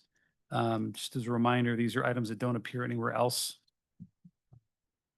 So I'll go ahead and turn off my mic, and if you guys have anything, pop in. Audrey has her hand raised. Yes, Audrey Keller for the record. Since I get to see the back of everyone's heads on Zoom, I think this is the first time I've ever attended a Zoom meeting that's been so poorly attended for our Ward 2 NAB. And I think it's a testimony to Councilmember Dewar's offer to pay and fund the Ward 2 NAB to be held in Ward 2. Personally, I found when we sat at the dais there at City Council, the public was appealing to us for our vote. It sort of infers that we NAB members actually have a vote or an influence when in fact we truly do not. So I just believe that the right thing to do is to have the Ward 2 NAB held in Ward 2 and nowhere else. I understand one of them, when we had a lot of people coming, I know why Councilwoman suggested that we hold the NAB there, but I think in general, I would stick with her decision to maintain meetings in Ward 2 for the convenience of the residents and the public. Separately, I have some issues with, if I may, Chairman, the project review worksheet, the form itself. And because this single item, the case number, is a fairly straightforward one. There's nobody it's not contentious, but a lot of times we hear a lot of very contentious, there's a lot of feelings at these NAP meetings. And the form is a pretty, I would say, vanilla form seeking sort of generic commentary. So my question is,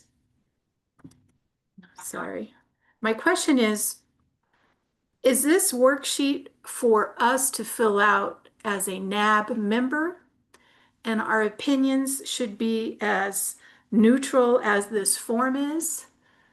You know, we're not reporting on our own opinions about the presentation. It's supposed to be unbiased, but I thought we were on the NAB to bring our community, our neighbors in and voice opinions.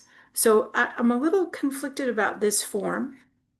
And I also think sometimes we have 3 different presentations, development presentations, which means we have to fill out this form 3 times. And if you're really thorough, that might take you quite a while. So I'm going to suggest, and I can make my suggestions and send it to staff. Some of these things that you want to know or staff wants to know are just simple check marks. You know, does this impact traffic? Yes, no. Does it impact this? Yes, no. So again, I think some of this is new, and I think new is fine, but I think we should try practicing filling out these worksheets, see how fast we can get through them, and that's my input for the evening. And thank you very much. Thank you, Audrey. And I'll just say, I agree with you. If we had multiple projects, trying to turn around several of these forms before noon tomorrow would pose a significant challenge beyond the time that we're already committing to be here in person or on Zoom into the evening and tomorrow. So I am not blind to the potential issues, but I do plan to at least try to use the form, if for no other reason, so that I can provide more feedback onto why I don't feel it's very helpful. One question I will ask of staff is whether or not this form is mandatory. I didn't see that necessarily in the resolution as to whether or not we have to use this form to provide our board feedback, or if that's something we can still do via email or public comment card or so on. So I'll turn it over and see if we get some input there. Sure. Callie Shai, staff liaison for the record. Thank you for your comments, Member Keller and Chair. I wouldn't say mandatory. I'd say highly encouraged, just because we want to make sure that one way or another, your feedback is being incorporated. These worksheets specifically will be incorporated into staff reports as NAB member feedback, so they will be their own exhibit. They won't be lumped in with public comment. That being said, you're more than welcome to continue submitting public comment. I was speaking to the chair earlier today about how we kind of distinguish NAB member public comment from these worksheets. I think that the worksheets are a way to kind of look at the case from the perspective that planning staff might be looking for it. Obviously, you're not planning staff, so it's not as stringent, but I think we're trying to have board members look at the project, what it provides, what it doesn't provide, what can it do better at, what does it do well at. I think that if you're providing comment on your feelings as far as whether you might not like a project, whether you don't think it fits into the neighborhood, you're welcome to include that on here. I think we have to kind of differentiate what constitutes public comment and what constitutes your feedback as a NAB member. Happy to continue working with all of you on this. If there's a way to improve the form, let me know. And as staff, we'll talk about how to improve it. I hope that addressed everything. I want to bring up the fact again that we added to the resolution that chair, vice chair, or secretary make comment as far as what the overall NAB discussion was, not necessarily everybody at the meeting hated this project. That's not the point of it. The point of it is to say everybody was concerned about this, or we asked the applicant questions about this and they didn't address that. So we're hoping they can address that at the planning commission meeting. So hopefully that makes sense. If there are any follow-up questions to that, please let me know. Thank you. No, and I have one. if we're going to have a volunteer secretary who's going to have to wait for the recording to create the minutes that we might want to use to help us fill these forms out. I mean, again, I see a problem with the less than 24-hour deadline. And I think that was a problem I had just being new to the board last spring when it was, here's the presentation, the meeting's tomorrow, we need your input, right now. Yes. It's just not, it's not a fair use of volunteer time. Thank you for bringing that up. That was one last thing I wanted to address. Given your feedback, I understand the time constraint on that is a little stringent. We can flex that a little bit. The goal is to have it in before, obviously, planning has to submit a staff report and has time to add something as an exhibit.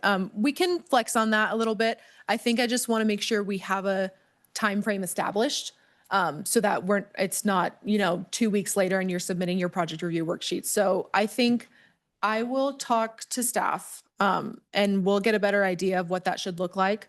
Don't stress about it. Just, I think, try to be diligent. The reason for that mostly is that I do a lot of the meeting processing the day after the meeting. So I try to get the YouTube video uploaded. I try to make sure everything's attached so that as soon as possible after the meeting, everything that was presented, all of the records that we have are attached. So that was the goal of the 12 p.m. deadline, but there's still some flexibility in adding meeting materials after the fact.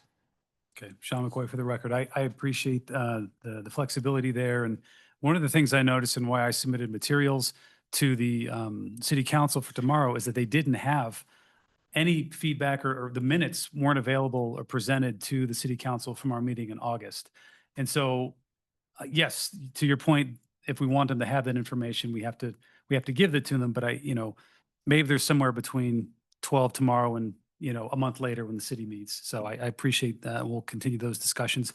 I do see that there's still some more comments or questions, so I'm going to turn it over. Kelly, standouty for the record, how do we get this back to you? So if it is done by the time you're done tonight, you can hand me the physical paper. Otherwise, a photo or a scan of it emailed to me is ideal. Okay, thanks. And is that the form online? Is that fillable? It is fillable, yes. Excellent. Thank you. So you can type in it if that is your choice. Bill Shrimp, I just want to say that one of the things that was frustrating previously being on Ward 1 NAB was we would deliberate a topic on the NAB, and then you'd watch the Planning Commission a week or 2 weeks later, and it's like that hour never happened. And so it's definitely some incremental progress that needs to happen on the form. I certainly agree with that, but I really like the general concept that there is a more direct line from, hey, we spent our hour, we spent our time in the NAB, and there's a path to the Planning Commission and to the council from that time. So I appreciate that aspect of it, and it's an iterative process. I'm glad we're working that out, but I'm glad we're working in that direction. Audrey still has her hand raised. Audrey, I just want to make sure you didn't have another comment.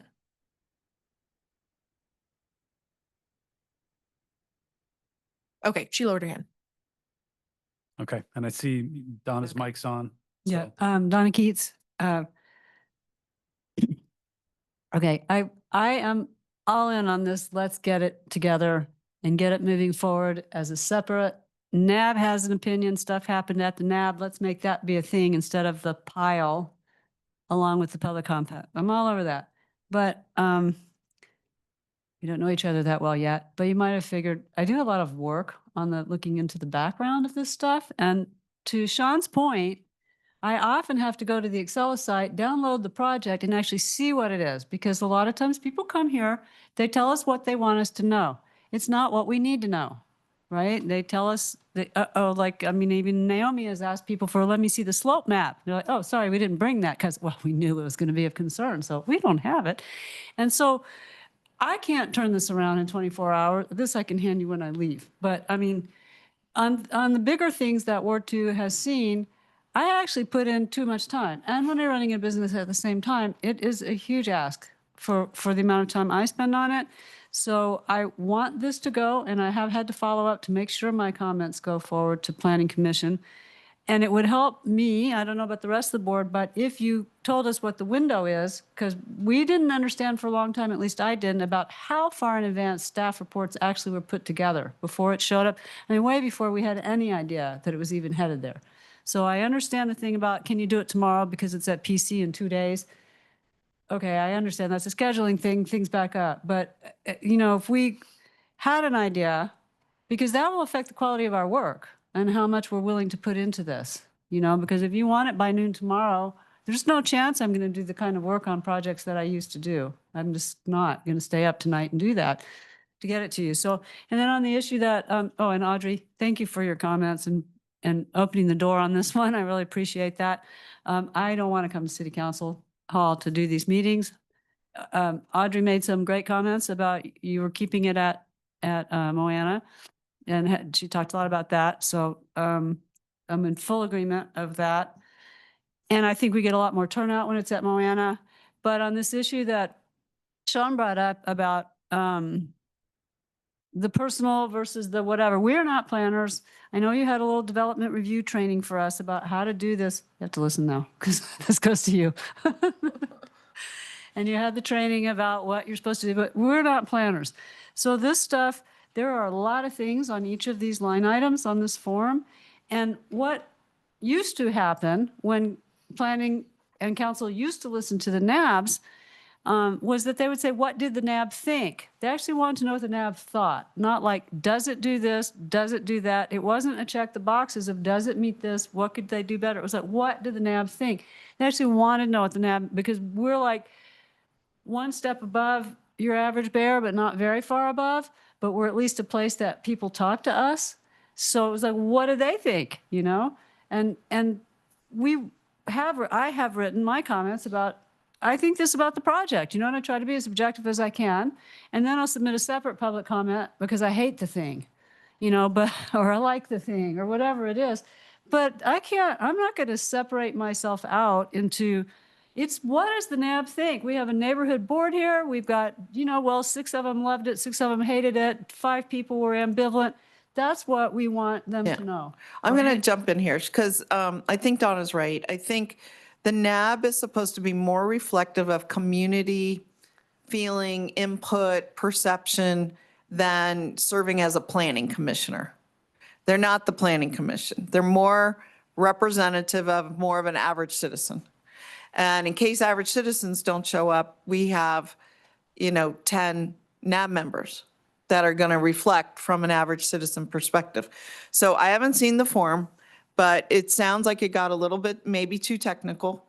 And there has to be more general area just to write your feelings and comments about it. It's a good project. We need more of this. There's not enough green space. Whatever it is, maybe not enough green space doesn't trigger one of the findings, but it's still important to the residents. And if the council or the planning commission hear enough about there wasn't enough green space, but there's no criteria for that, then maybe they need to add a criteria for that, For example, one thing there's not a criteria for is wildlife. There's a master plan element for wildlife, but there's no specific criteria about wildlife. I think there should be. It's something I'm working on in my last year on council.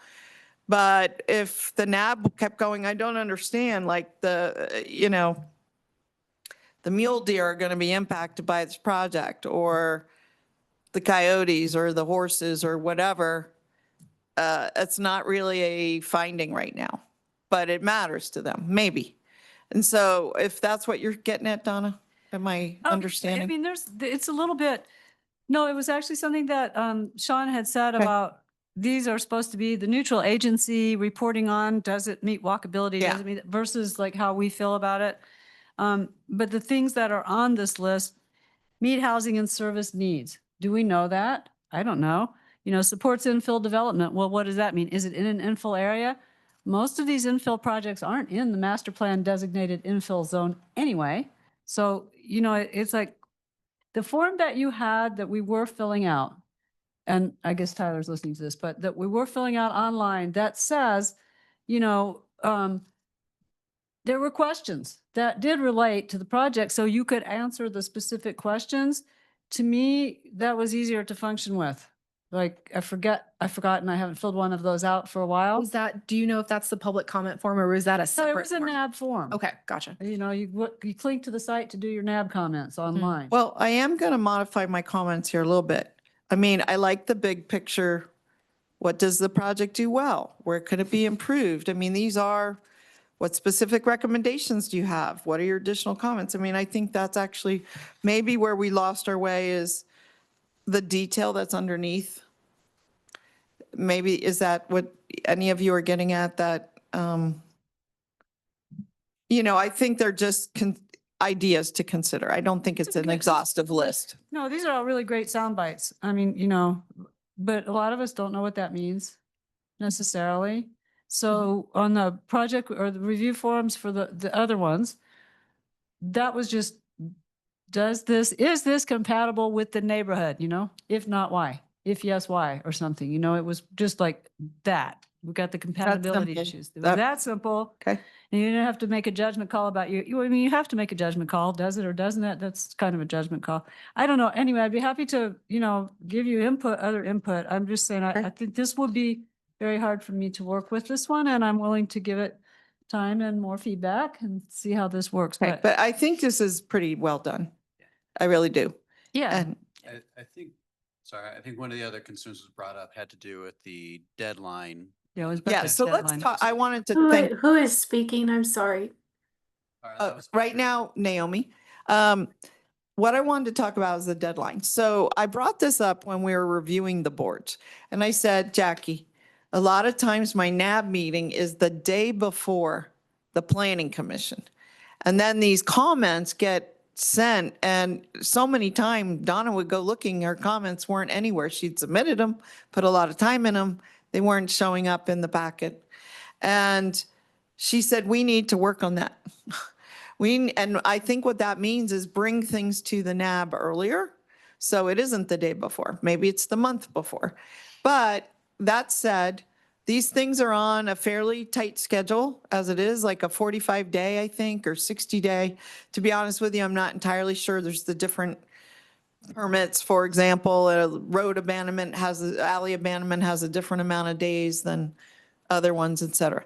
So I don't think there should be a hard and fast. I think this should only have to be turned in that quick if the planning commission's 2 days later. Yes, Councilmember Callie Shai, staff liaison for the record. I did mention that we're gonna flex that a little bit. The tighter deadline was so that I could make sure it was updated along with all the other post-meeting processing. But I'm happy to work with the NAB to allow some extra time. We'll just try to establish a more consistent timeline. Can I That's give a a good- suggestion on that Yeah. particular topic is when the item gets agendized for the NAB, to include when the item is supposed to be agendized for the planning commission or whatever the next process is. Sure. Because I think that could help a lot in terms of, because, sometimes it's going to be tomorrow. but Correct. Sometimes maybe there's 2 or 3 weeks. Well, more than 2 or 3 weeks. The other problem, sometimes it is months. We will hear something, it evolves through the planning process, and the project that ultimately goes looks nothing like the project you commented on. I mean, that happens too. And that is very frustrating. I've asked them to come back. And that's what happened today. I met with the Mount Rose, what was it called? Not corridor, but what is it? Junction. SVD. And they said, well, we had 2 outings with the NAP, which they did, because they came in December or something, and their project morphed greatly till where are we at, September. It was like 8 months, 9 months. And they said, well, really, the first time we came to the NAB, this surprised me, was in lieu of a neighborhood meeting. And I didn't know that. I said, did you tell the neighborhood that this was in lieu of the neighborhood meeting? And they said there's a provision in in statute that says if you say these particular words, it can substitute for the neighborhood meeting. I had never really heard that seriously. I've always heard how to be a separate meeting than the NAB. So that was news to me. And so in their mind, the first meeting was the neighborhood meeting. The second meeting, which was just last month, I think, was the official NAB meeting. And then But bear in mind, it's already been to planning commission. This one's quite wonky. And so this is in advance of going to council, which is kind of rare. I do want to say one more thing. The NAB has always been able to send their comments to the planning commission. What they never really did was send them to council. They were buried. So here's an example. This is the printout for this Mount Rose Junction, okay? And I'm going to guess, so it's about, I don't know, almost 2 inches thick. I'm going to guess, I tried to grab all of it before I came, that the NAB comments in here are buried somewhere near the end. And I don't know how many people get all the way to the end. So coming at the time that somebody's going to hear it is, I think, important. You know, attending council when council's happening, or sending these comments in 3 days before council, or whatever it is going to be helpful, more than buried in the back of a packet that frankly, council is not going to read the whole packet. I mean, our whole packet is like this big, right? And so how many pages of any one application are they reading? They're reading the staff report and a few attachments. So I'm just saying, I think the process is getting better because you're actually going to be more effective by having oral presentation as well as written to the planning commission and possibly to the council as well. So just leave it at that. So thank you, Callie, that you're going to make it not so hard and fast and work with these folks. And I would think is a week reasonable? I mean, if it's not the next day, it's I usually a think month away. so, depending on that, we'll work on kind of getting you Good. all the information as to when projects are going. Sometimes it's hard to track, but we'll work on it. And that would allow us to prioritize in the event there are multiple, like, hey, one's Definitely. going in 2 days. I'm working on this one first. and I've Definitely, got some yeah. lead time. Thank you, Councilmember. Yeah. And I know that Mr. Ginsburg had his hand over there, so I want to include. So I just want to comment on the project review worksheet. If it can be reworked, the way it used to be it was basically just a comment sheet, which I would like for you to possibly, if we could, put the comments at the beginning, right? Move it to the front, because what people are going to do is they're going to, this is my comment, just like a public comment. They're 3 minutes, they're going to write it out. Then I would then step into it. Where could the project be improved? Where could, specific recommendations, and do it that way, but put what their main thoughts are up front, because that's really where they're going to be. So I was writing this out, and then I started writing, and I go, well, this one's all good on this. It would also go here with what could recommendations, and then I have to rewrite the whole thing again unless I'm doing it, typing it, then I can cut and paste. But handwriting it, I think for the ease, it would basically be comments or your comments up front and then these other questions below it. So Mike, is the comment sort of your bottom line? Right. It's basically your summary. It's like taking your 3 minutes up at the podium. You're writing them out. And then ask the other questions that you want to dig in a little further as you go through the form. That's helpful. I mean, there's a phrase, I did this myself the other day. I wrote out a whole email and I reminded myself, and my husband had written something too, and I said, Herb, don't forget, I think you've buried the lead. In other words, somewhere deep in the analysis is the final conclusion, which you really need to state at the front. And I just sent an email today and I realized I had done it. So I had rewrote my email, put it right up front. I want you to do this, i.e. pull this Lear Theater off the agenda. And then I came in with all my reasons,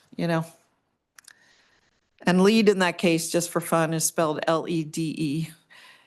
Okay, instead of L-E-A-D. But that's just the terminology. But anyway. Okay, all right, we can move on to agenda item D, future agenda items. Looking around to see if anybody has any. Well, I'm going to ask a question. Do you know, Callie, when the Reno Police Department is due to visit with us again? RPD will not be visiting any future NABs. We've gotten direction from management that staff will not be present at future NABs, so. Well, what does that mean? Staff, all staff? Like Staff presentations. If there's a presentation led by staff, like Grace's childcare ordinance where she is like budgeted time to be here, that is perfectly reasonable. But we won't be having regular updates from RPD, RFD. We've had some other NABs request presentations from code enforcement, parking enforcement. We're not able to bring them to the NABs at this time. Well, okay, the NAB may have something to say about that. I don't know. I'll start. I appreciate budget constraints, which is where I assume that is driven from. But Excuse me, I can't tell who's speaking. Could you identify yourself? Bill Shrimp will have him apologies. speak a little. Just know if it's somebody who doesn't identify themselves, it's probably Bill Shrimp. I appreciate it's probably a budget constraint and sensitive to that, but one of the things that they used to provide was at least some sort of material that said, hey, here's, a category of all the things that they track and how and why, and kind of gave a year or quarter-over-quarter kind of summary. I found that to be helpful in addition to having an actual person, but in lieu of having a person there, perhaps we could at least get some sort of information out of our public service agencies. We appreciate it. Yes. Hi, Bill. Tyler Shaw, Agenda Manager for the record. To your point, RPD will still be providing the quarterly updates with the information. They're just working on how to pull that information out of our new computer automated dispatch system. And to add a little bit more clarity to Callie's point about the change that's being made, the city does not have the ability to use overtime funds, staff time, to have RPD or RFD come to neighborhood advisory board meetings or any other staff that would be funded with overtime. So currently, all of our RPD representatives who come to these meetings, they come to them using overtime, which is time and a half. So to your point, Bill, it is a result of our budget. This is not a permanent change. This is not something that this is how it will be from here on out. This is just one of the changes that the city manager has directed us to make related to staffing at board meetings, given our current fiscal constraints. Tyler, I have a follow-up question on that. It was my understanding that the police work 24/7 and that they have 3 shifts. And during those shifts, they're not working on overtime. And so I don't know when their shifts start and end, but they don't have 2 shifts. It's not a 12-hour shift, it's an 8-hour shift. So I don't know if it starts at 7 and goes to 4 or 3 and then a second shift. But it seems that somebody on that shift could come, and I'm sure they could prioritize them so they're not waiting around. They could give them a time certain of 6 p.m., so they don't have to listen to the council liaison report and, so on. Or 6:30, whatever. I will follow up on that and just Okay. make sure clearly, I'm not a cop. I don't know exactly how Right. their shifts work. Just But to asking. your point, I think their regular shift time is used for police work, whatever their normal assignment is. So whenever they would come to a neighborhood advisory board meeting outside of their normal scope of work, it would be funded using overtime. But I'm happy to bring the feedback of the NAB back to the city manager and let her know that this is something you all value and make sure that she knows exactly what's going on at the NABs. Yeah. Well, and I mean, I will say that it was something that everybody looked forward to, very well desired. And, I'm more concerned now that they can't get the data out of the brand new data system. I mean, that's concerning. But, they go to all kind of events, whether they're evening fundraisers for nonprofits or whether they're community meetings. I've gone to a lot of them, whether it's a dinner for the SAVE officers, whether it's a event for a nonprofit like TIPS, or whether it's a community meeting for different neighborhoods. So this is another version of a different neighborhood. And so I guess I would ask, that kind of consideration. Are they cutting all public outreach? They also have a public outreach officer who might be able to fill the bill instead of a regular officer, because it is outreach. So these are just some ideas. Yeah, thank you very much for your Okay. feedback. I'll make sure we take that back. I think some of it might also have to do with their collective bargaining agreements and what counts as normal work versus overtime work, but I'm committed to taking that back to That's Jackie cool. and letting her know Yeah. and see what we can do. Okay. May I speak? I don't know who's speaking right now. It's Audrey Keller for the record. At the meeting that was our training meeting, there was one of the NAB members, I believe from Ward 1, that is a retired police officer. And he said the same thing you're saying, Councilwoman Dewar, is that the fact that the claim is that the city can't afford to send a police officer to a Ward 2 NAB that represents fairly, is it 50,000, 60,000 residents? Should not apply. This is so important that the officer comes back and hears our feedback about what's actually happening in our neighborhood and what do we think about what's happening. I mean, cutting off communication with the direct police officers that are in charge of rolling out cars in case of emergency is mission critical to public safety. So the fact that overtime is the standard word that you're cutting, what about public safety is #1 criteria. And again, not all officers are on hourly pay. So I would support whatever officer comes at whatever frequency. I think it's too mission critical for the NABs to be cut out of communication with the police officers. Thank you. And it was only quarterly. I mean, it's not like it's every meeting. And then even then it was about 3 times a year, not 4. And then it was a half hour. So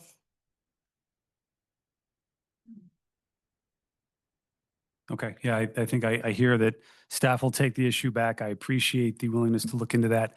I do recall reading that overtime was the issue, and perhaps it's a contractual thing, or perhaps it's just the policy that the city used to pay that. And if we can change our policy, and maybe there's a way to kind of thread this needle and get that feedback. I do know that they also kind of were emphasizing the use of our council liaison to continue the communications with the outreach.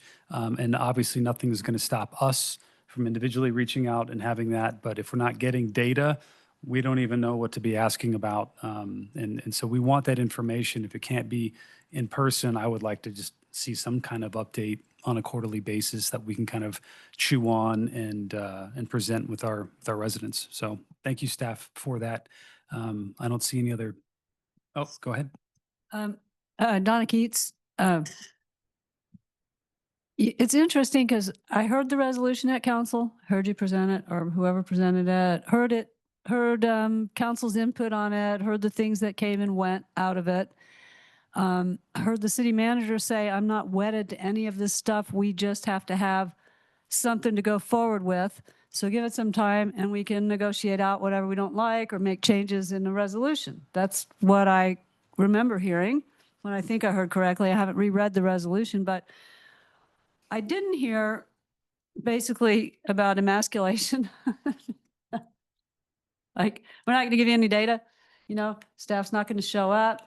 We're not really going to, if you didn't think to go look up on the Excel site and download your project stuff in advance, then I guess you don't know what the meeting's about, but you got to go sit there anyway, look it up later, because we don't have staff time to actually talk about the code and how these things are working out, because staff isn't going to come, because that would be overtime, right? So the planners aren't going to be sitting here to answer our questions about planning and code, and can they really do this, or is there a different way to look at this? So we don't have the same access. Thank you for your question, Donna. Tyler Shaw, General Manager for the record. I do want to say that this change was not part of the resolution that was adopted by the Reno City Council. This is a staffing change that's being directed by the city manager. So when I said earlier that this is temporary, this is not written in stone anywhere that this change is how it will be moving forward. So it's not part of the resolution. And I also wanted to just point out that Callie, your staff liaison to this board, will be at all of your board meetings, and she is an excellent resource for anything you need from other departments. So if you have an issue with code enforcement and you want to get an update, tell Callie. We can work with code enforcement internally and see if we can get you an answer and get that sorted out on our side and bring you back the information to your board during Callie's regular staff liaison update. I want to make sure you all know that she's here for you and She's just been given 25 jobs. Thank you for doing them all. It's like, I just, Callie's- Kelly, Callie's just as have well. Kelly take it. But, okay, Tyler, let me see if I understand what you're saying. Yes, This no staff thing is not part of the resolution. correct. It is an overtime budget issue Correct. coming from the city manager. Yes. That does mean or does not mean, I'm not sure, that no member of the planning department will be here to represent a project or to available to answer questions about a project. So the developer comes, tells us whatever he wants to tell us, which we don't really know, right? Because we're not planners. But there would not be a point of contact with the planner at the time of the presentation to get factoids. So there won't be a planner at the meeting. Like tonight, there was no planner at the meeting. That's correct. Okay. I do want to say that presentations like Grace's presentation about the childcare facility will still continue to happen. That's public Any outreach. department that is seeking your input and they have budgeted regular staff time, they will still be coming to all of the NABs to get your feedback on different initiatives that the city is doing. This change only affects overtime staff, RPD, RFD, and anyone else who would have to come to this meeting using overtime. Yeah, And we it- don't again, know who it that is is. temporary. Is that the planning department? I mean, we don't know who, like when I had a real job and I was salaried, I didn't get overtime for anything and I had to be out till, midnight. So I don't know what that means about overtime staff. I mean, if you have staff in the planning department who are salaried, this just makes their day longer than 8 hours coming here. But it's not an overtime question if they're salaried. Right. And Okay. so there are, they're in the police department, there are salaried people, in the planning department, there are salaried people. And that is certainly one way to get the issues addressed. And I think, for example, Grace is probably a salaried person. And I know you are, Tyler, right? Is that correct? There are, I don't know if you are, but I think you are.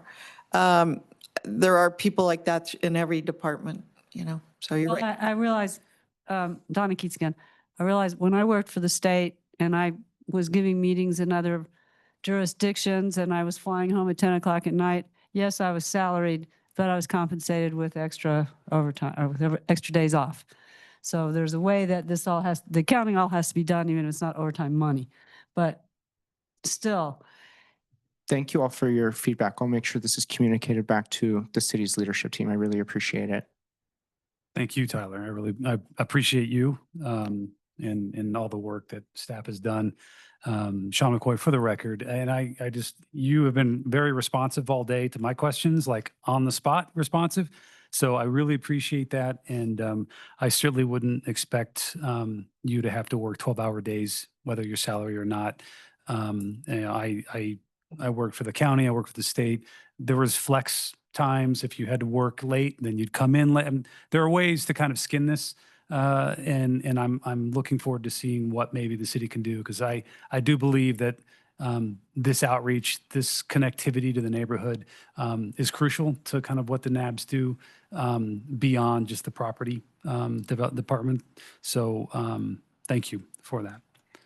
I didn't actually hear any future agenda items under future agenda items. So I think we can close that one out and move to agenda item E, public comment.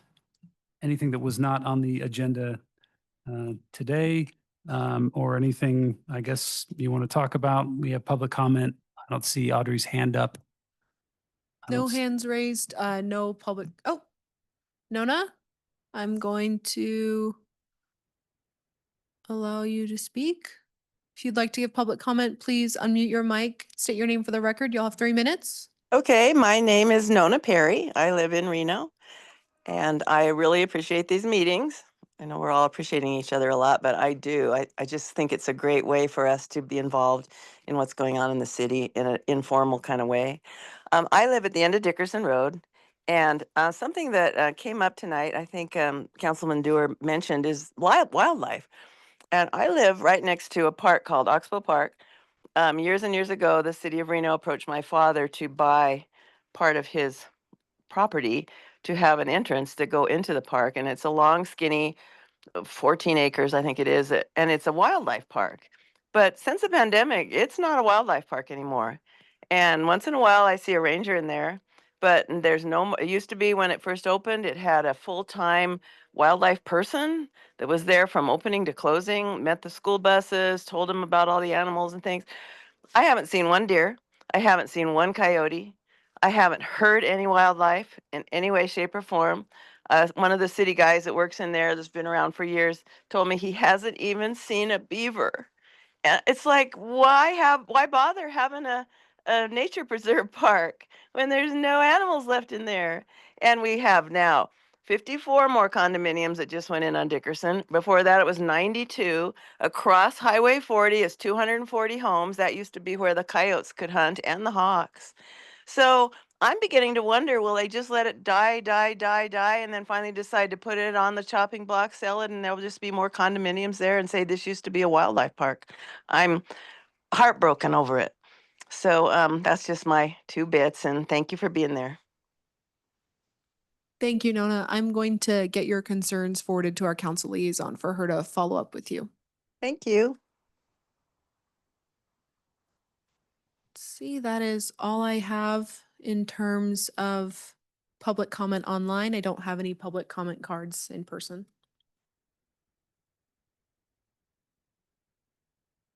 All right, Sean McCoy, for the record, public comment I like to make is just I look forward to these meetings being back at Moana. I understand why we've been meeting here the last 3 times, which is the bulk of my recent participation with the NAB. And I do think that it's appropriate when we have certain interest levels. So, you know, I wouldn't expect it to be never again, but definitely on nights like tonight, you know, I would prefer and appreciate being more close to the community. So I just wanted to thank Councilmember Dewar for her commitment to that moving forward. Well, and you brought up one additional point that I didn't make earlier, and that is that this room and the layout adds a level of formality that I think isn't conducive to having a discussion. And we try to be informal at the NAB and not add into the formality of it all. And so we always know that how we sit can affect the outcomes and the discussions, and that's another reason. You're up there, I'm over here, the audience is way over there. You're not close to each other. You know, you can't just reach over and talk.